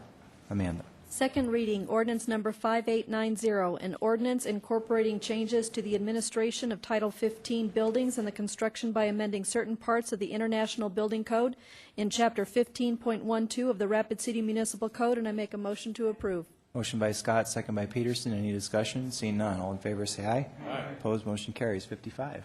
Second reading, ordinance number 5891, an ordinance incorporating changes to the administration of Title 15 Buildings and Construction by amending certain parts of the International Residential Code in Chapter 15.13 of the Rapid City Municipal Code, and I make a motion to approve. We have a motion and we have a second by Peterson. Any discussion? Seeing none, all in favor say aye. Aye. Opposed, motion carries. Second reading, ordinance number 5892, an ordinance incorporating changes to the administration of Title 15 Buildings and Construction by repealing and adopting the International Property Maintenance Code in Chapter 15.14 of the Rapid City Municipal Code. I make a motion to approve.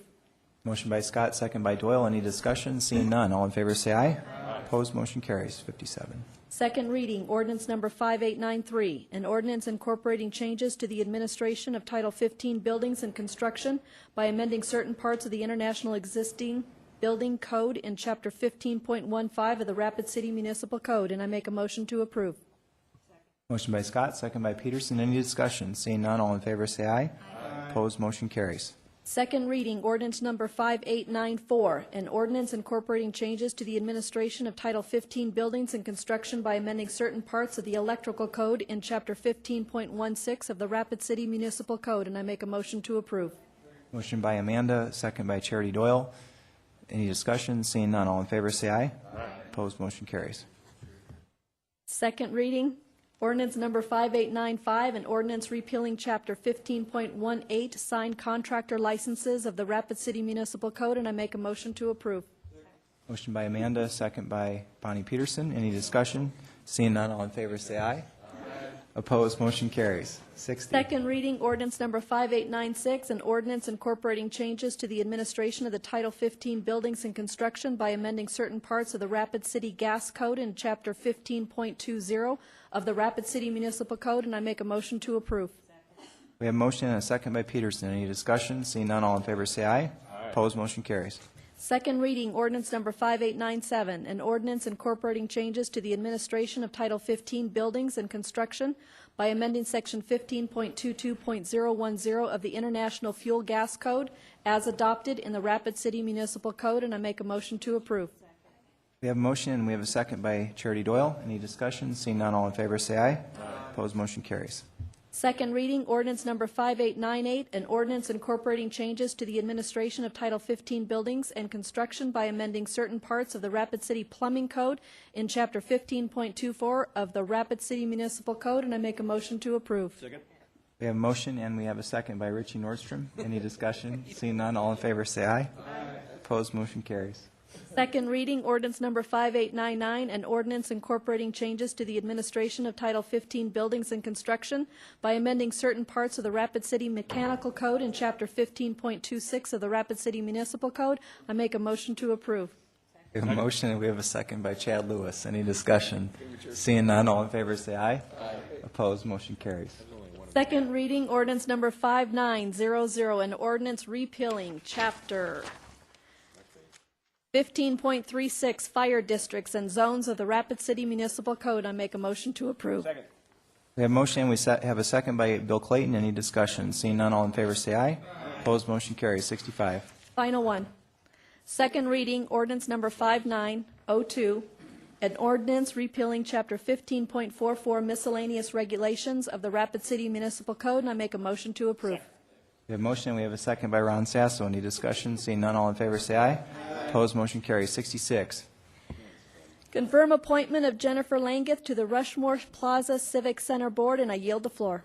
Floor has been yielded. We have a motion by Roberts and a second by Wright. And we'll go to Chad Lewis. Yeah, thank you, Mr. Mayor. I'll be abstaining from this vote as I've had business dealings with Ms. Langeth in the past. Okay. Richie Nordstrom. Thank you, Mayor.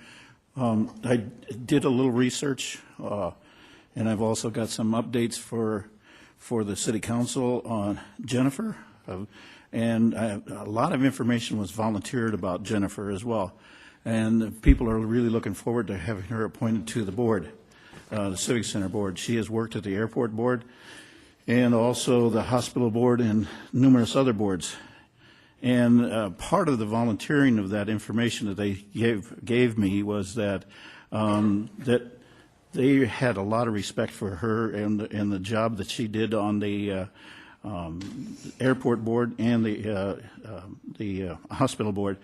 So the information that and they went into a lot more information than what I was ready for. So they really support what we're doing here tonight. And I just wanted to clarify something else too, is that I would continue to urge the mayor to look for and seek an appointment of an attorney for the Civic Center board as well. One of the other responses that has brought forward here about this is that I serve on other boards that do have an attorney on the directors board.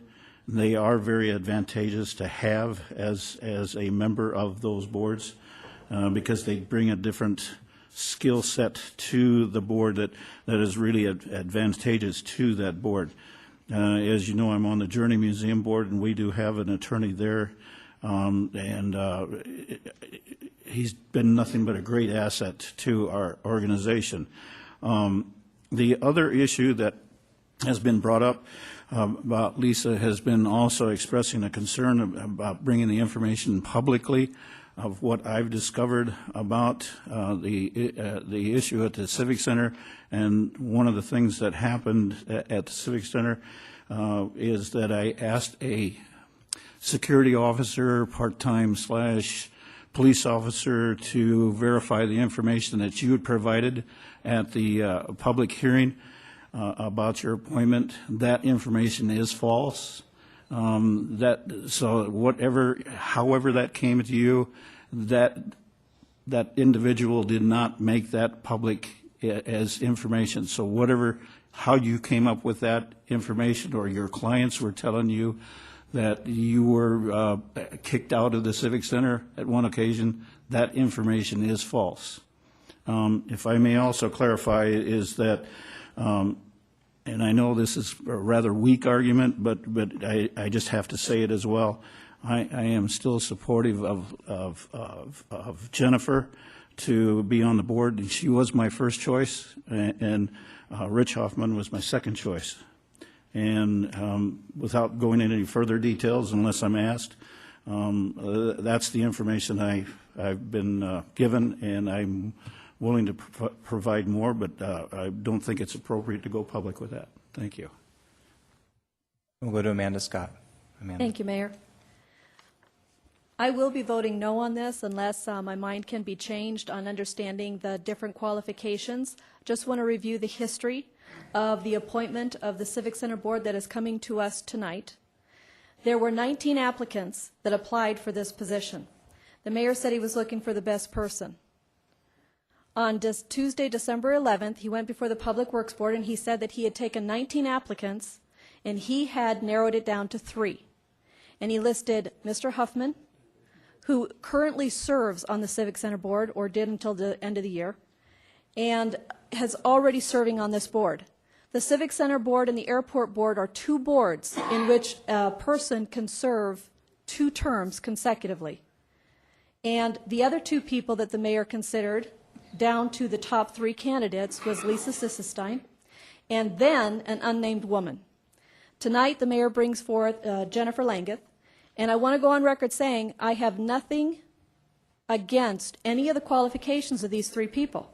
What I'm looking at is that the mayor took 19 applicants, took it down to 3 applicants, and the one applicant, Mr. Huffman, is currently serving or was serving on the Civic Center Board and has only served 1 term.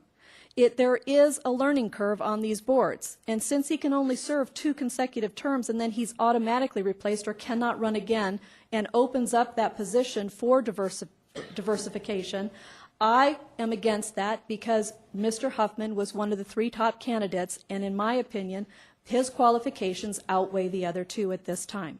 Thank you. I'll yield the floor. John Roberts. Thank you, Mr. Mayor. I will be supporting Jennifer tonight, too. The biggest reason that I think Jennifer is going to be good on this board right now is, as everybody knows, the Civic Center and the expansion has been in the paper for months and months and months and months. And Jennifer has an extensive building background, and the ADA requirements that we need to upgrade in the Civic Center will be something that she's very knowledgeable about.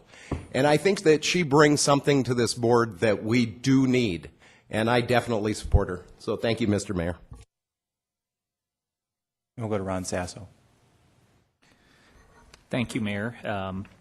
I want to say two things. One, that yes, I do support the current nomination, and that I also did support Lisa Sissenstein, and I still am not aware of any issue, and I think that's something that, from my standpoint, to clear the air, that there is not any issue that I am aware of. So I appreciate your willingness to serve. I also appreciate Jennifer's willingness to serve, and thank you very much.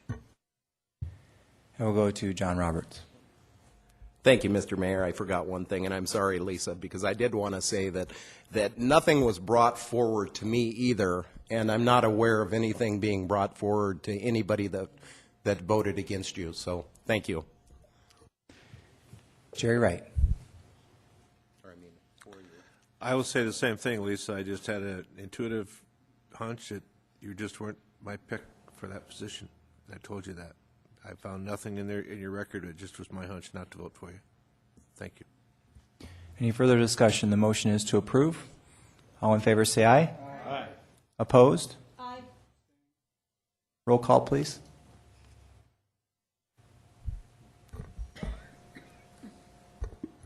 Sasso. Nordstrom. Scott. Clayton. Peterson. Doyle.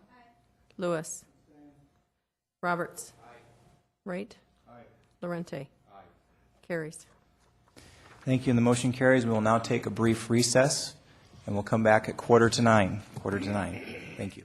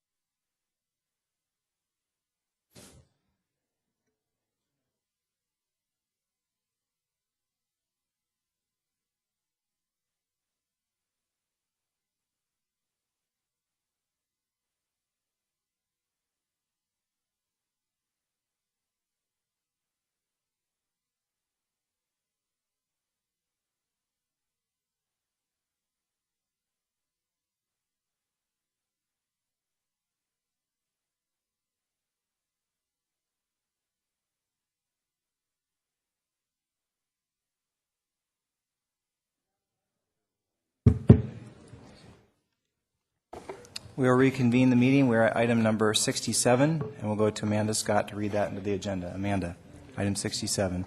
Delay the request for an Attorney General opinion regarding Compass to the February 27th, 2013 Legal and Finance Committee meeting, and I yield the floor. Okay, and let's first go to our Assistant City Attorney Wade Nyberg for a brief summary of his findings. There were several items linked with this.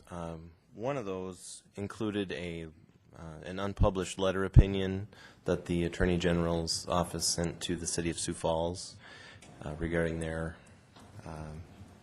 internal audit program. Basically, it's our office's opinion that the law hasn't changed substantively in that time, that opinion would still hold weight. It's basically the committee being advisory in nature, it would not be required by law to have open meetings. It would be allowed to have meetings that were not noticed as a public meeting.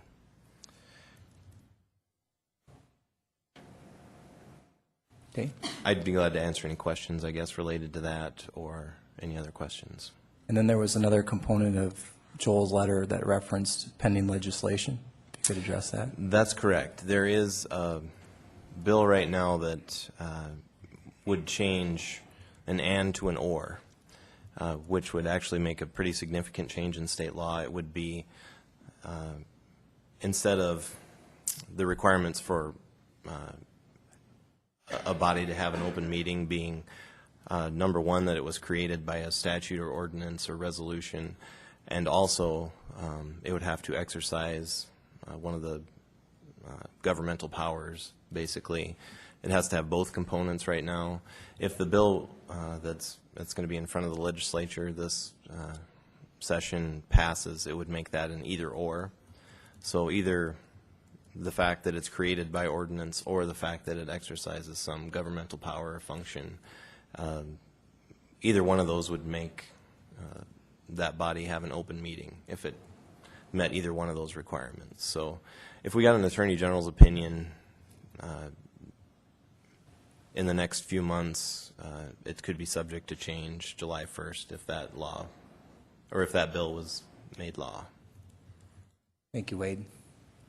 We'll now go to Jerry Wright. Jerry, we do not have a motion on the floor. Thank you. I'd like to make a two-part motion as follows. That is that we delay the request for an Attorney General opinion regarding the Compass to the February 27th, 2013 Legal and Finance Committee. And I further make the motion that Council directs the Compass Committee to change their policy/bylaws on work sessions such that all Compass meetings and work sessions henceforth are open and documented, exclusive of the items provided by STCL 1-25-2 or any other governing law, ordinance now and into the future. Second. We have a motion by Wright and a second by John Roberts. We could divide the question, but I think unless there's a request to divide the question, we'll keep it as one motion.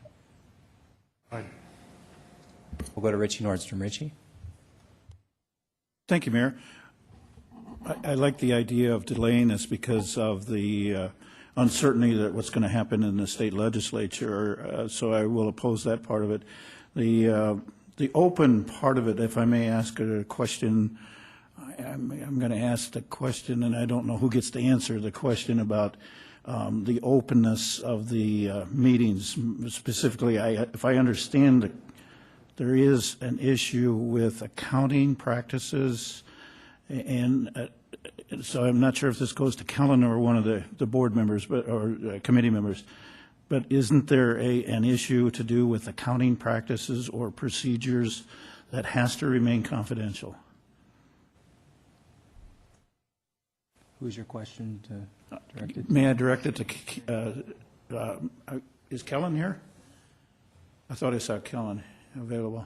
He was in the caucus room earlier.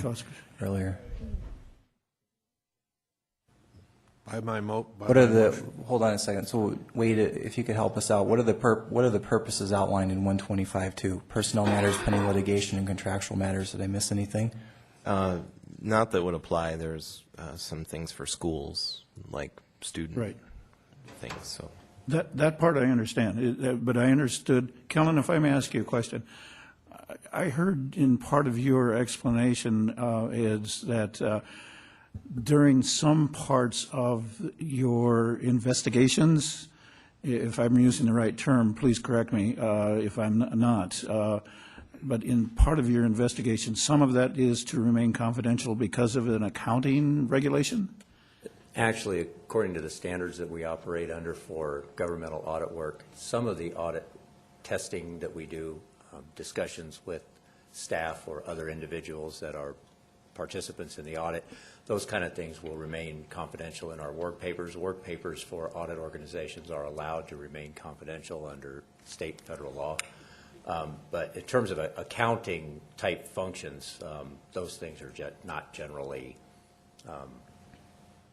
confidential. Findings related to the testing work we do until we release them in the written report remain with us. Thank you. That'll help me out a whole bunch. If I may direct another question to Colleen Schmidt, who's a member of the committee. As you're making your way forward, I'll try to clarify the question.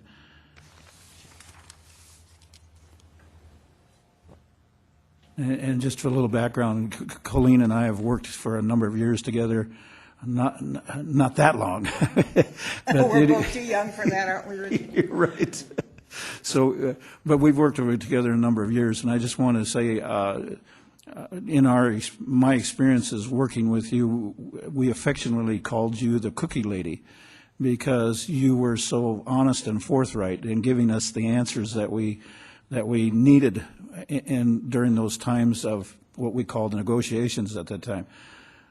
So I do respect your opinion. Now, one of the areas that we have had some consternation about is the openness of I believe it's called a draft mode right now of the timeline, and there's some discussion going back and forth. I was trying to read the minutes of that draft being open to the public or not being open to the public. Could you explain that to me a little bit? Well, the draft had been presented to us at an open meeting, but as a draft for our comments, and I believe it's on the agenda for our upcoming meeting. However, as I understand now, and I didn't know this earlier, this has been released and perhaps attached to your agenda item. What it is just an explanation of the origination of Compass and on through the various meetings, work sessions, organization that we had at the time. We met our initial meeting, work session, whatever. We had Joel Landine there, and he had indicated to us that as an advisory group that our meetings did not have to be open. But we determined that we would have, as soon as we were organized, that our meetings would be open. But at the time, he told us that we would be able, and this isn't his fault, he hadn't had time to research it, that we would be under the same kind of privilege as executive session for the things that had to remain confidential. But for the most part, just like, unfortunately, a lot of your committee meetings and council meetings, our work sessions are pretty boring.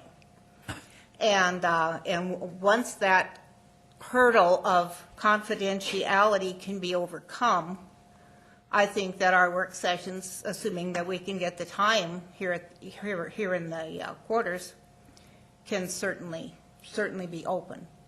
And the timeline is more or less a summary then of what has happened in the organization and all the work sessions that the group has had. I think I take this moment to just say, unfortunately, the misunderstanding or whatever, the Compass Committee has never investigated a council person. That didn't happen. Number one, couldn't happen under the rules that we have to follow, because we are advisory. You have to adopt the plan that Compass will follow. And I just wanted to clarify that we did not ever, at least any meeting I ever attended or work session or whatever, ever discuss investigating a council person. On that, thank you, Colleen. Kind of leading up to that note, I just want to give a little bit more background, because the way I was reading the minutes of Compass is that at times those issues, and I'll call them, and please correct me if I'm wrong, the draft issue that we're primarily focusing on right now at this moment had to do with being in draft form, and it eventually would go public. But the way I was reading the minutes, and please correct me if I'm wrong, is that they were to remain as draft until they were ready to be publicly presented. Am I correct in saying that? Well, that's where I thought we were, but as I said, I thought they were going to be on our upcoming agenda to be officially adopted. All of the committee members had looked at them. I had certainly passed on my comments, and I believe the others had too. I thought that they were going to be officially adopted by our Compass Committee. And then the last note that you made it here, and I'll try to conclude this with this last question, is that you made reference to one of the city aldermen was not investigated by Compass Committee. No.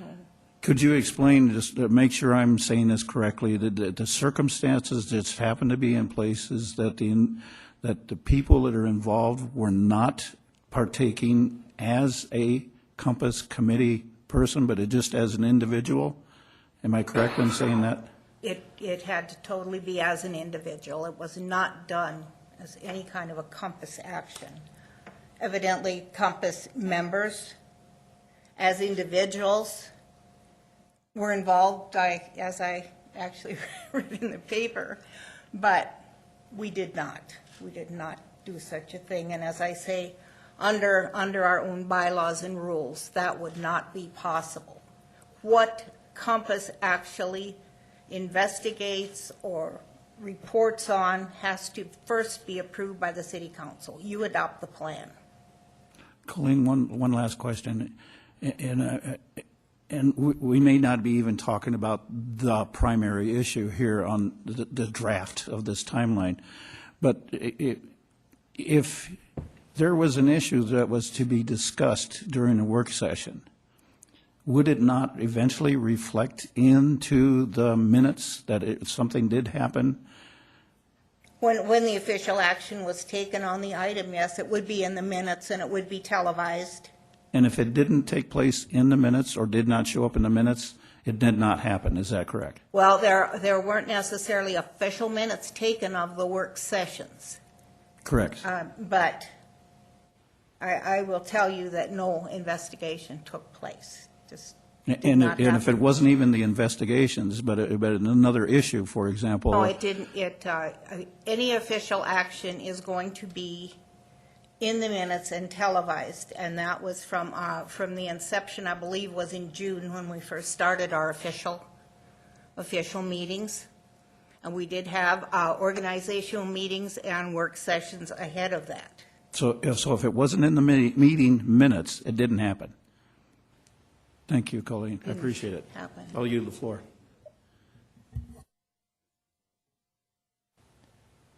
We'll go to Jerry Wright. Back to me already? You know what? You're right. We'll go to Bonnie, and then we'll come back to you. I was going to call the question.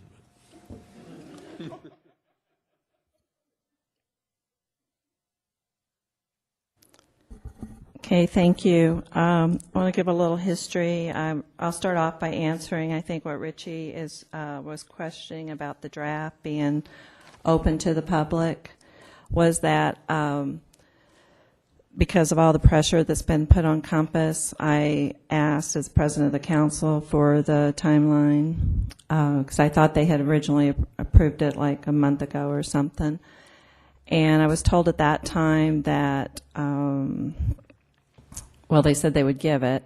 And then I asked John Roberts, who's also on that committee, said, yes, get it out, to send it to the council. And so since I thought I would go ahead and post it online today because of the questions that have been arisen. So that's why I don't know if that answers your question, how it got linked. Just to respond to Bonnie's comment here, as those minutes have not, as Colleen has stated, those minutes or even timeline has not been adopted. So is it posted as a draft timeline? Did yours? Didn't you just have it up on yours and it said draft on it? I haven't looked at it online, but yeah, I think it says draft across it. I just want to make sure. Okay, yeah. Because it does make a difference where it's Right. at. That is Okay. draft, and anyway, so I had talked to people about that. So anyway, I'm going to go ahead and say what I need to say.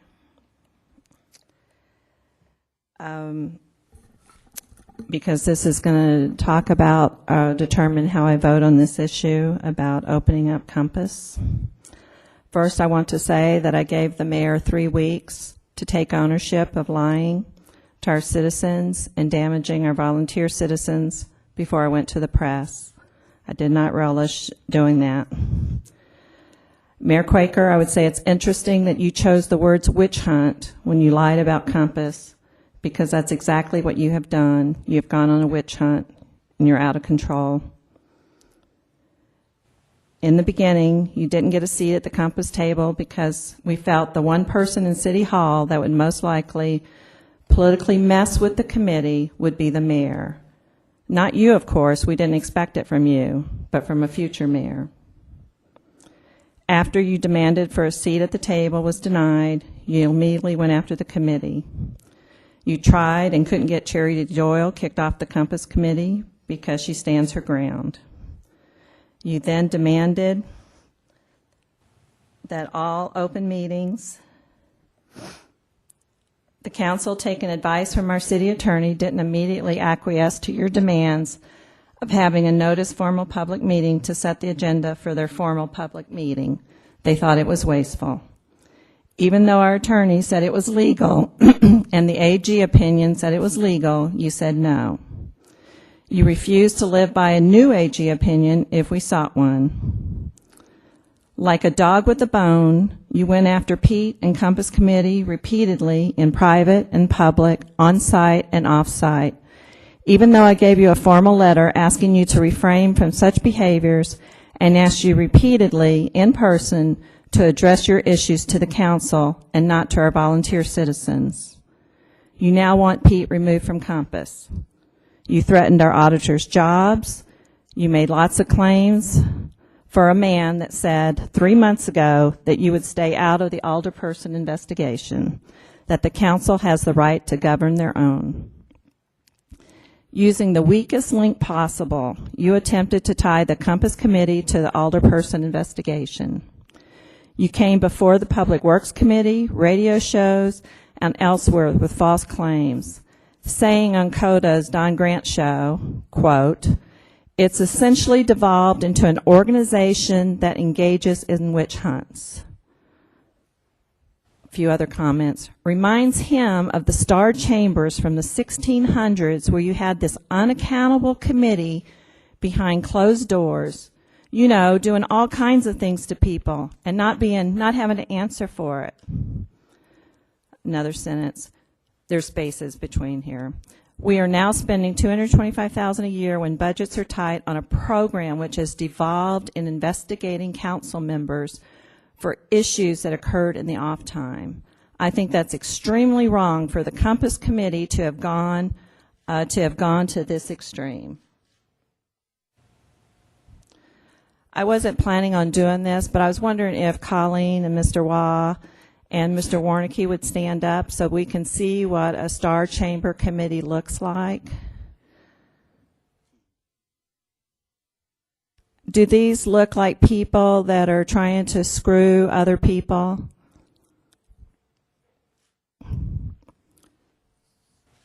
Mr. Warnicki, a member of the Compass Committee, had joined 2 other citizens outside the committee in a complaint against an alderperson. 1 complaining member out of 5 members does not a witch-hunting Star Chamber make. The Compass Committee never discussed the investigation. You recently claimed Charity Doyle could have stopped this investigation immediately. Charity recused herself immediately from the investigation when she found out she was a target or being defended for it. Okay, so Charity recused herself immediately from the investigation. You said that you were not going to get involved at all because it was the council's right to govern their own. I, Bonnie Peterson, the council president, in consultation with Joel, the city attorney, made the decisions to follow the due process that you approved 5 months ago and signed 3 months ago to launch the investigation. You approved this due process. You signed it into law. Mayor, your accusations are pure fiction. It has more to do with writing fictional novels than the truth. Your accusation is as valid as me saying, Mayor, you routinely meet with a couple aldermen in private before we start council. I heard that you and 2 other aldermen meet with a former recent alderman of this city in your office. You were all seen dancing arm in arm, dressed in women's sequin dresses, and wore makeup and red lipstick. Now, since there were no minutes, it had to have happened. That's as logical as your argument is. Just because you can say a statement with a straight face doesn't make it true. And just because there's no minutes doesn't make it true either. Worse than anything else, you were fully aware that there had been multiple verbal complaints from your staff and citizens about this alderperson before the investigation began. Yet instead of supporting your own staff and our citizens to hold our alderman responsible for his actions, you turned this into a political circus to benefit yourself and damage Compass and our council. Mayor Quaker, you have lost your moral authority to hold your position. At this time, the only way to protect our citizens from this mayor continued lies and abuse is to yield to the mayor's childish and evil temper tantrums, giving into a child temper tantrum, because that's the only way that we can protect our citizens. Therefore, I will support this motion in hopes to protect our citizens from Mayor Sam Quaker. Thank you. John Roberts. Thank you, Mr. Mayor. I don't know how I can follow that. Great speech, Bonnie. Who wrote it for you? Anyway. John, I spent the whole day, just so you know, invested in it. John has the floor. Excuse You me. can have it back in a moment. Sorry, Madam President. Now, as everybody knows by now, this investigation that we just talked to, that Mrs. Redden talked to at the beginning of this meeting, which I found quite interesting because I was sitting between her and Mr. Clayton when this happened, and I don't know how she could have saw through my head for Bill to be doing that, and I know he didn't do that, but whatever. But I just want to bring up one thing that one of my constituents brought to me. We know that on the 28th, this accusation happened. We know on the 4th of September, the 28th of August, the 4th of September, the new code of conduct went into effect. We also know that Mr. Wernicke made this statement at 2 hours, 35 minutes, and 57 seconds into that meeting. He said, after he had said twice already that Compass should back off within 2 minutes of this statement, he said, "We work for you. You're our boss. You have a question, come to us. We're not some committee that can look over you." And then he paused. And he said, "Which, unfortunately, guess what? We can." And then he snickered. And that's all I have to say about this. I think a 6-year-old, a 10-year-old, a 12-year-old, anybody could put some of these pieces together, and I think our mayor did. Point of order. Thank you. You've declared a point of order. Go ahead and address your point of order. Mayor, it is not the role of council people to attack private citizens. We'll go to Ron Sasso.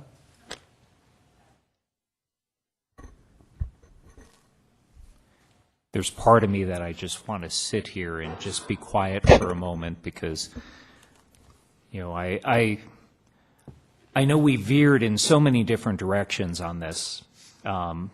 And the first thing I want to point out, one, I commend Jerry Wright for putting this motion forward. This is something that several of us have been pushing for, and I believe, and I firmly believe, that this is the best direction for Compass meetings to be open. And to further put that point forward, we will be looking at the audit plan, which, if you look at the Compass minutes, it was developed in a work session, and we don't have a lot of information on that audit plan and how that came about. And that is something, as a council member, if I am voting on something, I'd like to know why something is on 1 year versus, this year. So, and I feel that that's a pretty reasonable question, and I've been supporting going for open meetings.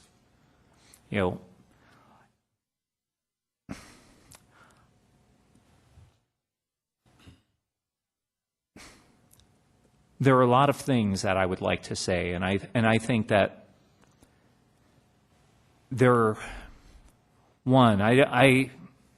I know people put a lot of time and effort into this. I know committee members put a lot of time and effort into this. And that is, in my mind, I appreciate that. We may not necessarily always agree, and same thing on this council. We may not always agree on what is done, what is said, and a lot of times there's a difference of opinion. And, there are facts, and then there's spin. And there's a tremendous amount of spin. Sometimes my head can spin from the spin.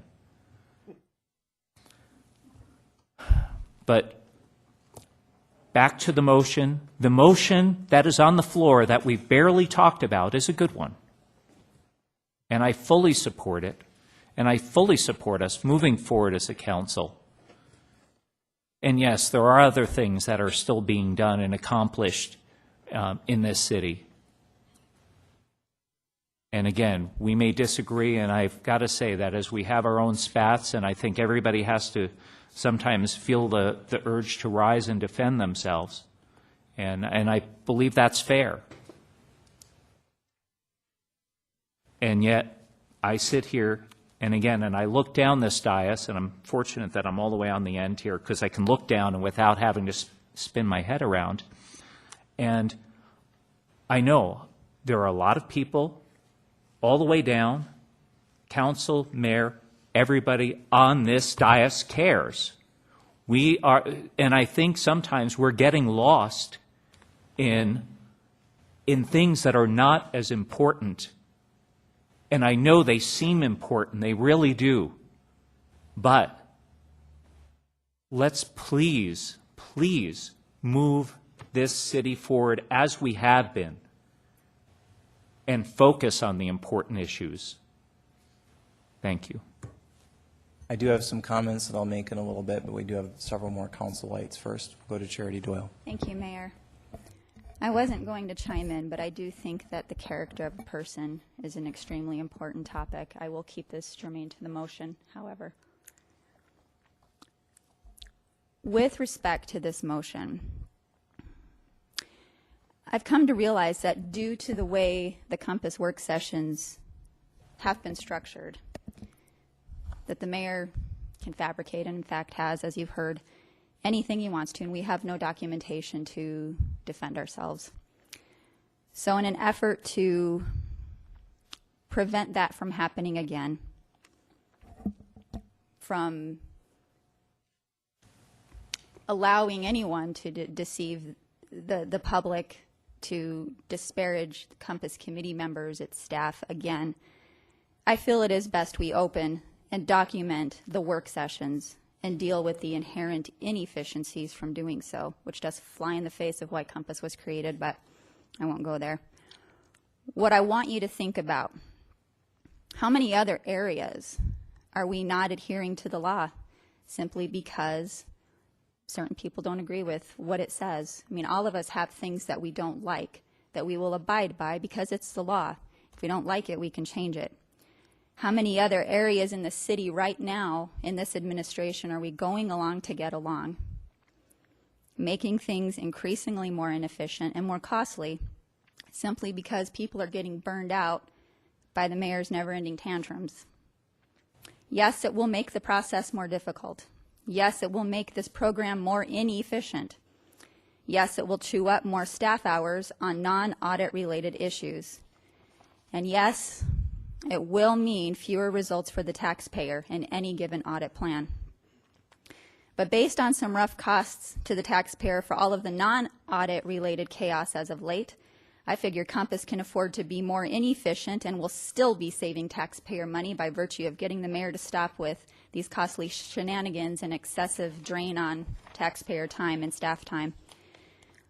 The good news, and there is some, the good news is that despite all this nonsense, our auditors have been right on track. You will hear a plan at item number 68 that is very exciting, although I'm sure some people would consider it dry. It's good information. Now, Jerry Wright and Monty Peterson have both addressed Mayor's recent lies, so I won't go into them here. But I want you to think about how much time all these fabrications and the fallout from them, look at the people we're paying to be here, have taken away from the real job of the mayor, the reason why I voted for him. Think about what kind of positive things the mayor could be doing for Rapid City. We have a lot going for us. We could have a lot more going for us if his focus were on his job rather than on interfering with ours. For the record, yes, I voted for him. For the record, no, I will not do so again. And for the record, no, I do not want the mayor's job, despite what the Journal keeps printing. I don't think the people want us to be children. I don't believe they want tantrums. I believe they want leaders. All of these playground antics, all this chaos, all this nonsense has been costly. And what I want to leave you with is that this is a new program for Rapid City. It's never been done before here. Similar programs have been a fiscal blessing to many other municipalities across this nation in times of narrowing revenue. But instead of allowing us to work out the kinks as we come across them, committee members have been disparaged and attacked, oftentimes to their faces. Staff has had their jobs threatened by the mayor right in front of them, which I apologize for. Not because of job performance or anything they've done, but because mayor didn't get his way. This mayor has been asked to retract his fabrications, but all we get is more spin. We cannot expect a brand new program to be perfect straight out of the chute. But one thing I know is that attack and fabrications are not going to fix anything. Rather, patience, truthfulness, and communication will. Honesty is the best policy. I yield. Thank you, Charity, and we'll go to Amanda Scott. Thank you. I'd like to amend the current motion on the floor to be as stated, but also to include releasing the investigative report on the alderman. If I could have a second? I don't think that I don't think that that's pertinent to this motion. It could be added to the agenda and released. Well, I think But it is that- but because that's we're not- talking about openness and open meetings, and by releasing that, But I don't think it hasn't been published on the agenda, and procedurally, I mean, I'm not opposed to discussing it, but that particular amendment, I believe, would be out of order to this motion on the floor. But let's see what our Assistant City Attorney thinks.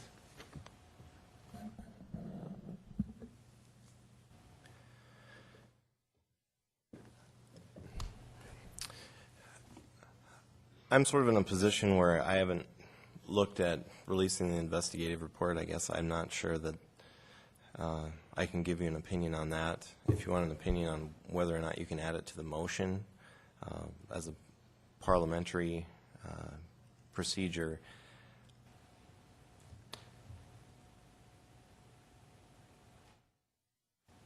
I think it's really up to the chair to rule on that, whether or not it's germane or not.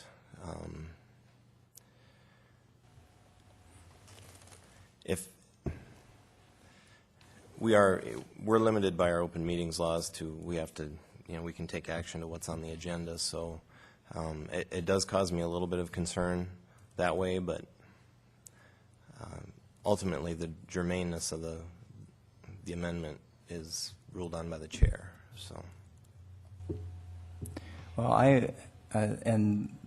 my decision can be appealed and voted on, but I think that it would be best to dispose of this motion and then to have a new motion on releasing the report rather than doing an amendment, which really has limited connection to the motion on the floor. And the motion on the floor is to continue the AG's opinion request to February 27 of this year and to open the meetings. So with that being said, I'm going to rule that this amendment is out of order, but it can certainly be considered later. And All right, I please yield the understand floor. that my ruling is not in opposition to considering that item. It should not be an amendment, though. All right, thank you. I yield the floor. Okay. Jerry, you're going to call a question? Because if so, I want to make a few comments. Enough bloodletting. Call a question. Question's been called. Are there objections to calling the question? I would like to make some statements, but I'm not sure. we have a second to call the question. Yes. Because we had an objection. So we had a second to call the question by Amanda. And we'll proceed to the motion on whether or not to call the question. All we're doing is vote. A yes is to end debate. A no is to allow debate to continue. All in favor of ending debate, please say aye. Aye. Opposed? No. Roll call, please. Nordstrom. Aye. Scott. Clayton. Peterson. Doyle. Lewis. Roberts. Wright. Aye. Lorente. Sasso. Motion carries 7-3. Okay. All right, we will move on to item number 68. This is the proposed 2013-14 Compass Audit Plan. Wait. Oh, I'm sorry. We have ended debate. We're now going to proceed with voting on the motion. I apologize. It's to delay the request for an AG's opinion to February 27, 2013, and to open the meetings per the motion. All in favor say aye. Aye. Opposed? Motion carries unanimously. And now we are on item number 68, which is the proposed 2013-14 Compass Audit Plan.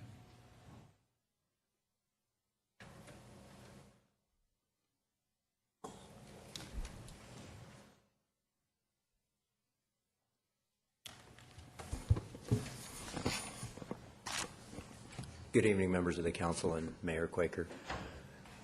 Last time before my unexpected illness, we presented you with a draft copy, well, actually the approved copy from the Compass Committee for ours. Helen, if you could move the mic up a little bit. Sorry, is that better? So you have linked to your agenda the approved, Compass Committee approved 2013-2014 audit plan.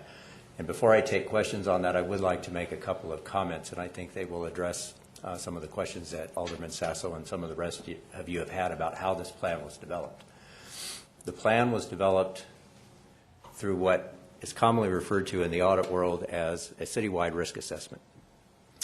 We created, myself and my staff auditor created a process where we took input from the City Council, from citizens, from department directors and managers, from the audit committee, on a wide variety of potential risk areas for the city.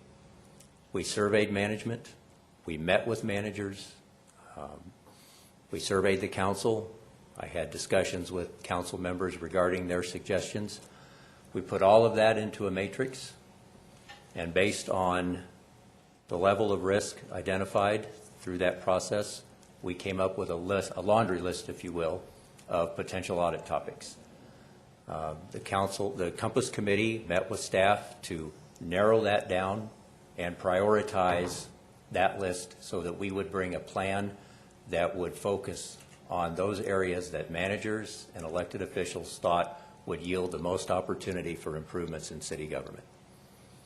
So that was the basic process that we used. We looked specifically for things to include in the audit plan that would help staff balance our workload. You asked why certain things for 13, why certain things for 14. We need a combination of larger scale projects, smaller scale projects. There's an inherent time lag in audit work from the time we begin a project until information starts flowing to us. The larger the project, the more complicated the information requests, the longer it takes for us to get information back. So we wanted to put a couple of items on each year's plan that would be larger projects with more opportunity for cost savings and improvement, along with some other smaller projects that we can do relatively quickly and get you some results. So that is basically, in a nutshell, how we developed the topics that we are presenting to you. The Compass Committee helped prioritize them and made their selections. We are certainly happy to consider alterations to the plan if the council believes they would like that.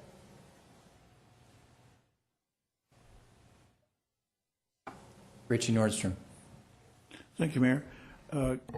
Kellen, to arrive at this plan, you held work sessions at that time to go through this process. I want to applaud you folks for all the efforts, give you folks as much kudos as I can to for you to arrive at where you're at right now. To me, it just appears to me, and I'm kind of outside the loop on this whole thing, but it just appears to me, and I've had a couple of conversations with one of your committee members. To me, this is just my opinion of it and looking at it. It looks like you've done an excellent job of struggling through this with one arm tied behind your back. And I want to eventually try to get that other arm loosened up on this. So if you can, please be patient with us. Continue moving forward. So on this plan, it looks like a very good plan to arrive on this. I still see some additional changes coming for the Compass Committee in the future. And the way we've kind of evolved right now, just me, I want to apologize for the process that we're having you go through to do this. And again, if you can just have the patience with us, thank you. Steve Laurenti. Thank you, Mr. Mayor. And Callan, I just wanted to thank you for all the work that you've done up to this point in the committee. I appreciate their work, and I'm extremely glad that we're going to be doing this in the open, because the cost of efficiency is too expensive. If we're talking about closed government, that price is too high. So I'm glad we're there. We've made it, and now we can move forward and get this done, and the people can see exactly what's going on. My question to you is, based on the ones that we have for 2013 and 2014 already planned, did the committee look at these based on financial impact, the advantage of trying to go after the low-hanging fruit, if you will? Can you explain to the council and the people here and the people watching tonight how you came about the ones for 2013 and 2014? Well, again, basically, we took a look at the input from the department directors and input from the council.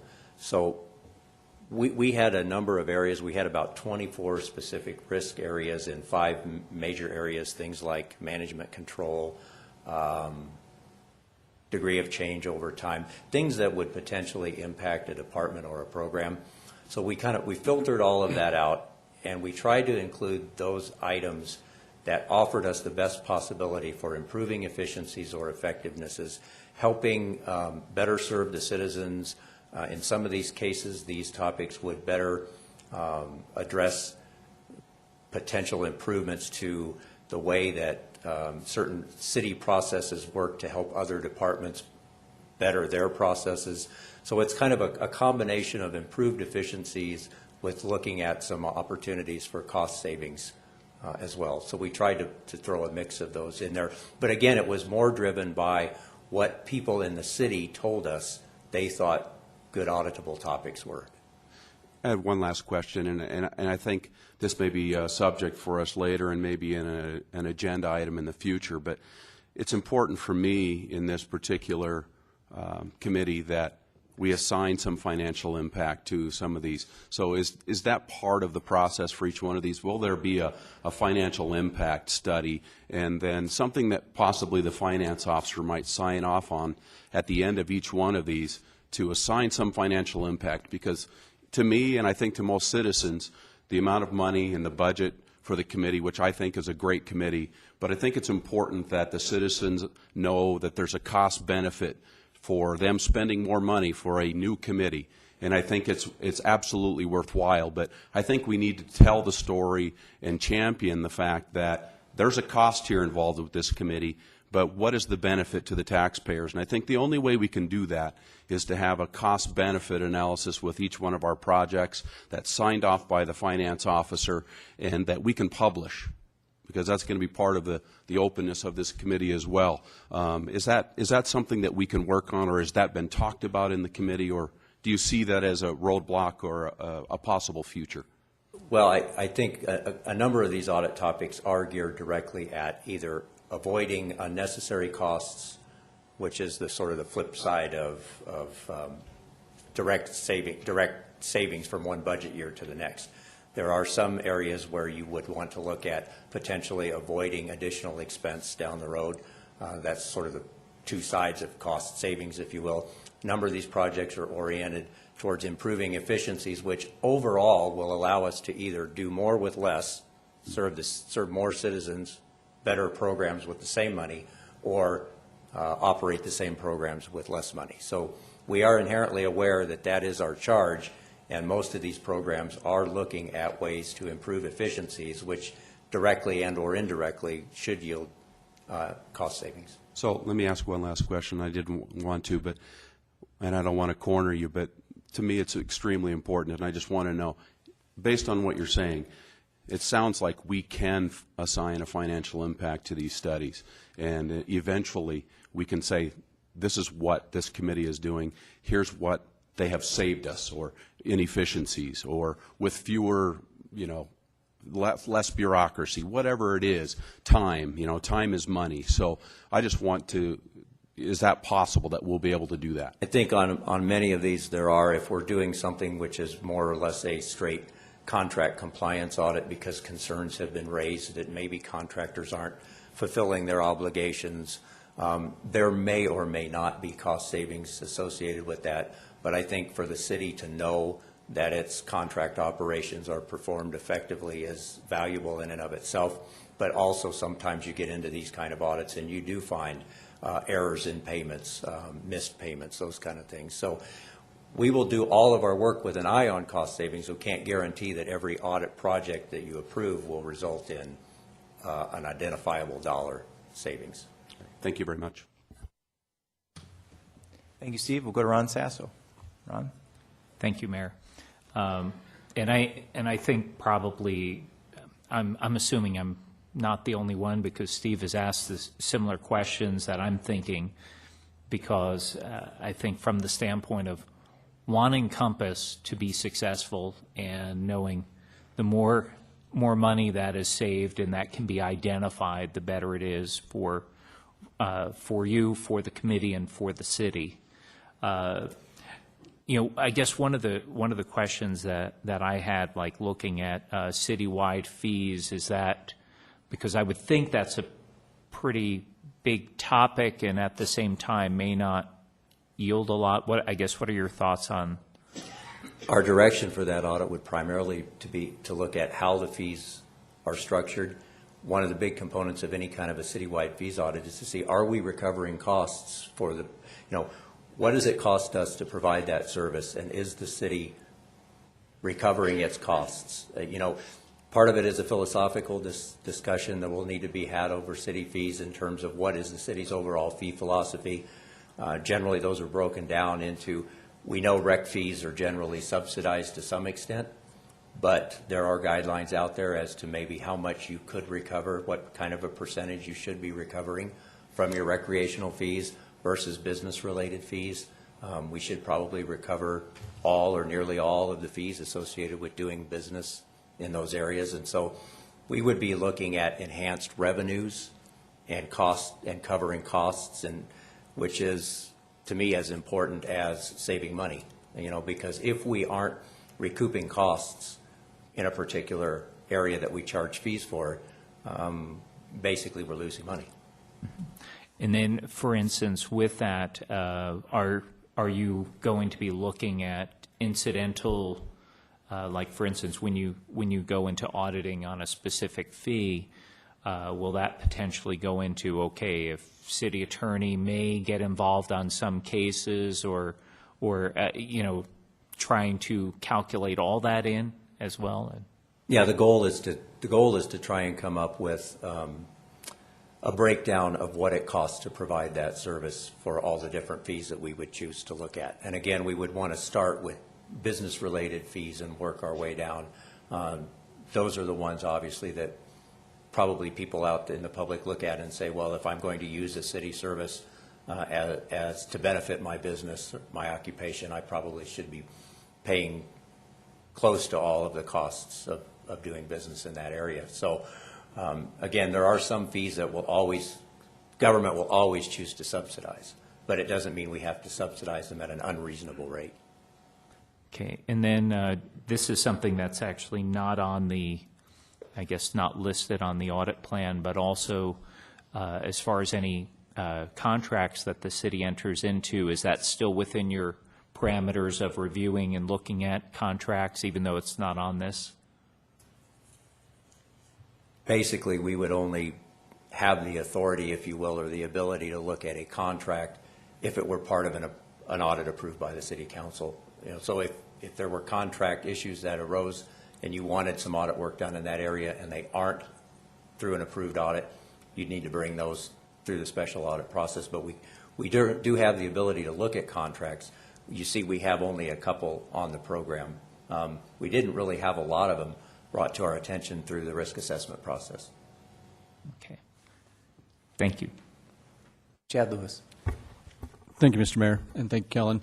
I just wanted to ask you a couple questions. How dynamic or fluid, I guess, is this, this plan, as far as if something comes up that seems to be more pertinent, or can we change it? Yes, and I'm glad you asked that question. We have a special audit process allowed in the ordinance that we put together a 2-year plan in part because we had so many issues brought to us that looked like good audit topics for the city for the reasons that you all want the audit program to exist. But that document needs to be flexible, and it is incumbent upon us and the council to review it. Just because it's a 2-year plan doesn't mean we won't be here next year to say, okay, maybe through audit work that we've done this year, through things that have come to our attention from the council and department directors, we may want to shift some of these topics and or add new topics. But yes, you can always bring an audit topic forward through the special audit process. Thank you. And just a couple comments myself on the program itself and this plan. I think some of the things, obviously we're going to look for financial benefits, but sometimes efficiency is just as important as financial. And I think just like when we consolidated all these boards, we're going to have less boards, less trouble make it better business for our citizens to come forward, and hopefully that's what you're going to find here. And I just want to thank you and Sarah for hanging in there, and of course the private citizens as well for hanging in there through all this process, because I think it was something that was kind of lost in the shuffle of all our discussions, whereas they can jump out relatively easily, and I mean, by all means, with all due respect, you folks kind of gave up your lives and came here, and we made a commitment to us, and I think it's very important. We made a commitment to you, and we need to honor that as well, and we're doing that now going forward. So I appreciate you guys hanging through all this, and hopefully we can let's get back to the business of doing business, because the last thing I want to see in my government is them acting like a high school girl just got dumped like the boyfriend on prom night. Want a little steady hand out there, so hopefully we can do that now. So thanks a lot. Thank you, Chad. We'll go to Charity Doyle. Thank you, Mr. Mayor. You should I can't follow Chad. The one-liner king. I wanted to refresh everybody's memories. The ordinance that we originally wrote is the reason we attracted Mr. Kelly. It's a reason we had, well, 2 citizens in particular who weren't going to come out of retirement for anything like this until they saw what this had to offer. And it does address a lot of the questions that we keep getting from the council. It is also the ordinance that was unanimously passed last year.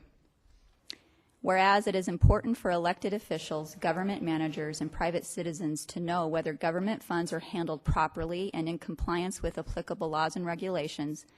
And whereas it is also important for elected officials, government managers, and private citizens to know whether public programs are achieving the purposes for which they were implemented and whether they are doing so efficiently and economically. And whereas an independent auditing function can provide objective information on the operations of government programs, assist managers in carrying out their responsibilities, and help ensure full accountability to the public. And whereas auditing of accounts, programs, policies, and procedures is an integral part of the City Council's responsibility to budget, oversee the city's finances, and to fulfill the trust placed in them to ensure tax dollars are being spent appropriately and prudently. And on, I'll skip a couple. Whereas independent audit programs contribute to improved government decision-making, oversight, and accountability. It keeps going. It keeps going, but I think you get the point. This, anytime you talk to somebody out in the public, what do they want from their government? This. We passed it. Stop making stories about it. Let's just let it work. This is a good thing. It's been a blessing for many other municipalities, and it's time that Rapid City has it too. Thank you. I'd like to use this opportunity to make some comments. And first of all, I want to say there's a number of allegations and concerns that were raised regarding my involvement in this process and the concerns that I had raised. I think one of the things that is very important for clarification to be made is that it's been said that somehow I threatened staff's jobs. What I said was, in writing and to council members, if we go to the Attorney General to ask for an opinion, because of Dillon's rule, which we were aware of that issue when we formed the committee, that the Attorney General might come back and say that under Chapter 9 of the South Dakota Code, that the Compass program isn't allowed in an aldermanic form of government. That's not a threat to anyone's job. That's stating the reality. And I think that's one of the factors why we didn't go to the Attorney General. And I'd like to say that I look forward to soon getting back to what is really important, our economy and running an efficient city government, which I believe that an open and accountable Compass program can assist us with that. I am excited about the year that we just finished, and I'm very excited about the year ahead. WL Plastics coming in, H.F. Webster expanding, Rockers Square Part 2 over at the School of Mines, hopefully Presidential Plaza. We have approximately $36 million in infrastructure improvements, including millions about to be spent on rehabbing old street and utility lines. And the core issue with this debate had been, until a few minutes ago, the lack of openness with the committee.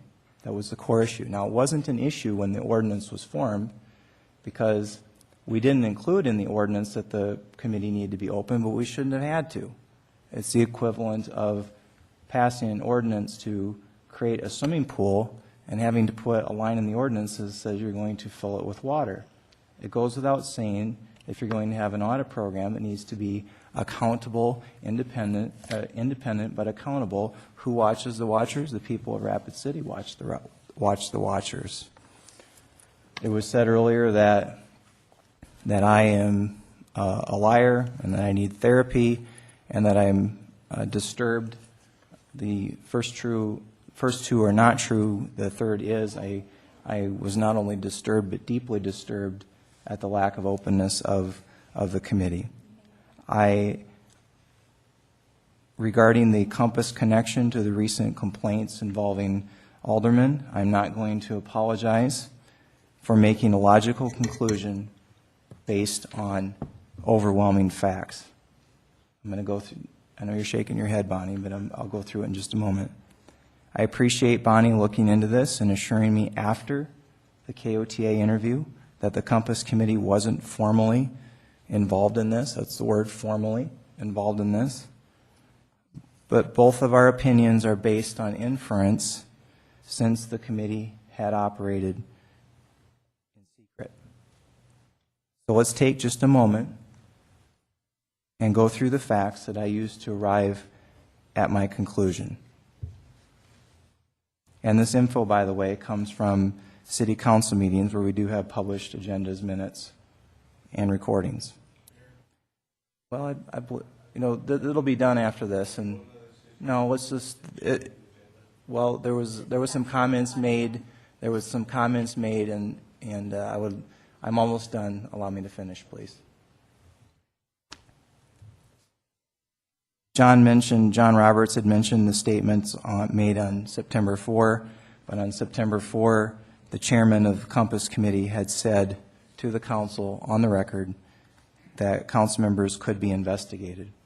And that, by the way, was the same night that the new code of conduct with the due process revisions had been approved.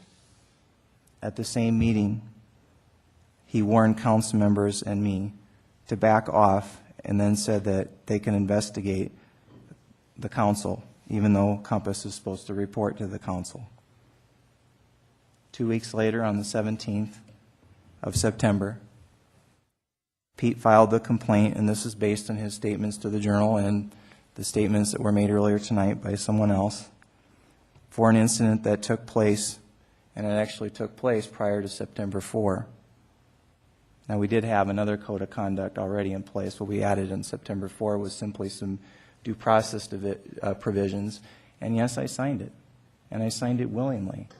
But none of us had any idea that the code of conduct would be used on an issue that didn't involve a crime or didn't involve a city employee in any way.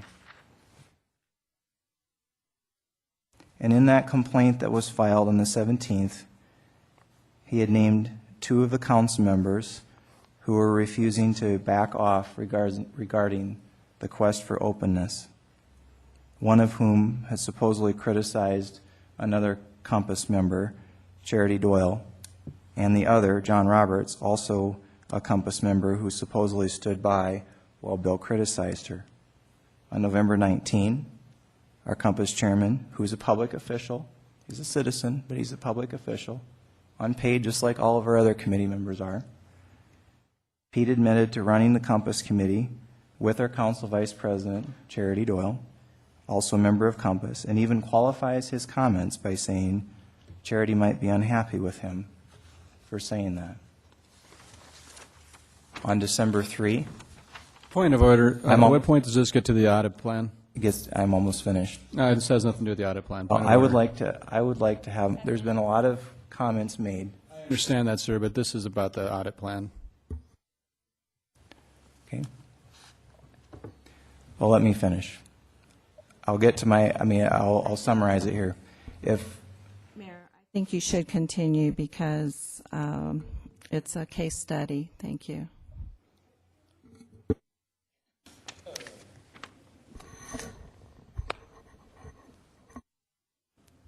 The fact is that 3/5 of the committee was involved in the issue. I stand my ground. My integrity is important to me.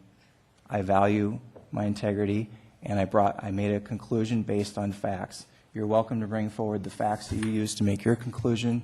I just laid out most of the facts until I was cut off on how I made my conclusion. Thank you very much, and look forward to moving forward. Amanda.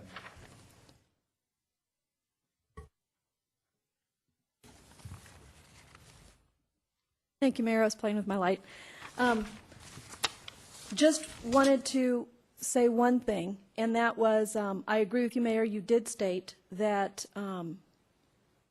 if we had forwarded this on to the AG, the opinion could have come back, and still could, if we do continue to forward on to the AG, that would be not in favorable of the Compass Committee or even detrimental. But I also want to just, for clarification, also state that another sentence or statement that you made that could be taken as threatening staff's jobs was you also said that if the Compass Committee meetings did not go open, you felt the Compass Committee should be defunded. So that, in my opinion, could have been interpreted as a threat to somebody's job. That's just my opinion. I yield the floor. Ron Sasso.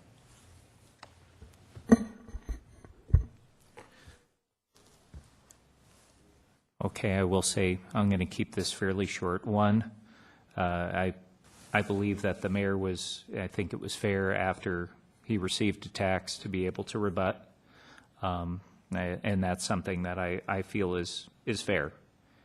Unfortunately, ideally, none of us should be attacking. That would be really nice if everything was kind of nice and happy and joyous. But I believe, do we have a motion on the floor on approving the audit plan? And I would like to say that the audit plan, and I appreciate Kellen's explanations, and I will support it. So, thank you. John Roberts. The motion is to approve. There was already a motion there. John's just called the question. I believe we already had a motion. No? Okay. We now have a motion. Okay. Question's been called. Any objections to calling the question? Seeing none, all in favor say aye. Aye. Opposed? Motion carries. Item 68 is approved. We're now on public hearing items 69 through 74. Do we have a motion to open public hearing? Motion by Laurenti, second by Roberts. All in favor say aye. Aye. Opposed? Motion carries. Would anyone like to remove any of the items from 69 through 74? We have no public comment. Pauline Sumption. Thank you, Mayor. Number 73, please. Okay, 73. We have a motion to approve 69 through 74 with the exception of 73. So moved. We have a motion by Clayton, second by Lewis. All in favor say aye. Aye. Opposed? Motion carries. Item 73. We have a resolution levying assessment for cleanup of miscellaneous property. Pauline. Thank you, Mayor. Before you approve this, I need you to amend it to remove assessment number 4. They actually paid their payment through the mail, and we received it today. We have a motion by Charity Doyle to approve with the exception of assessment number 4. Do we have a second by Laurenti? All in favor say aye. Aye. Opposed? Motion carries. Bill list.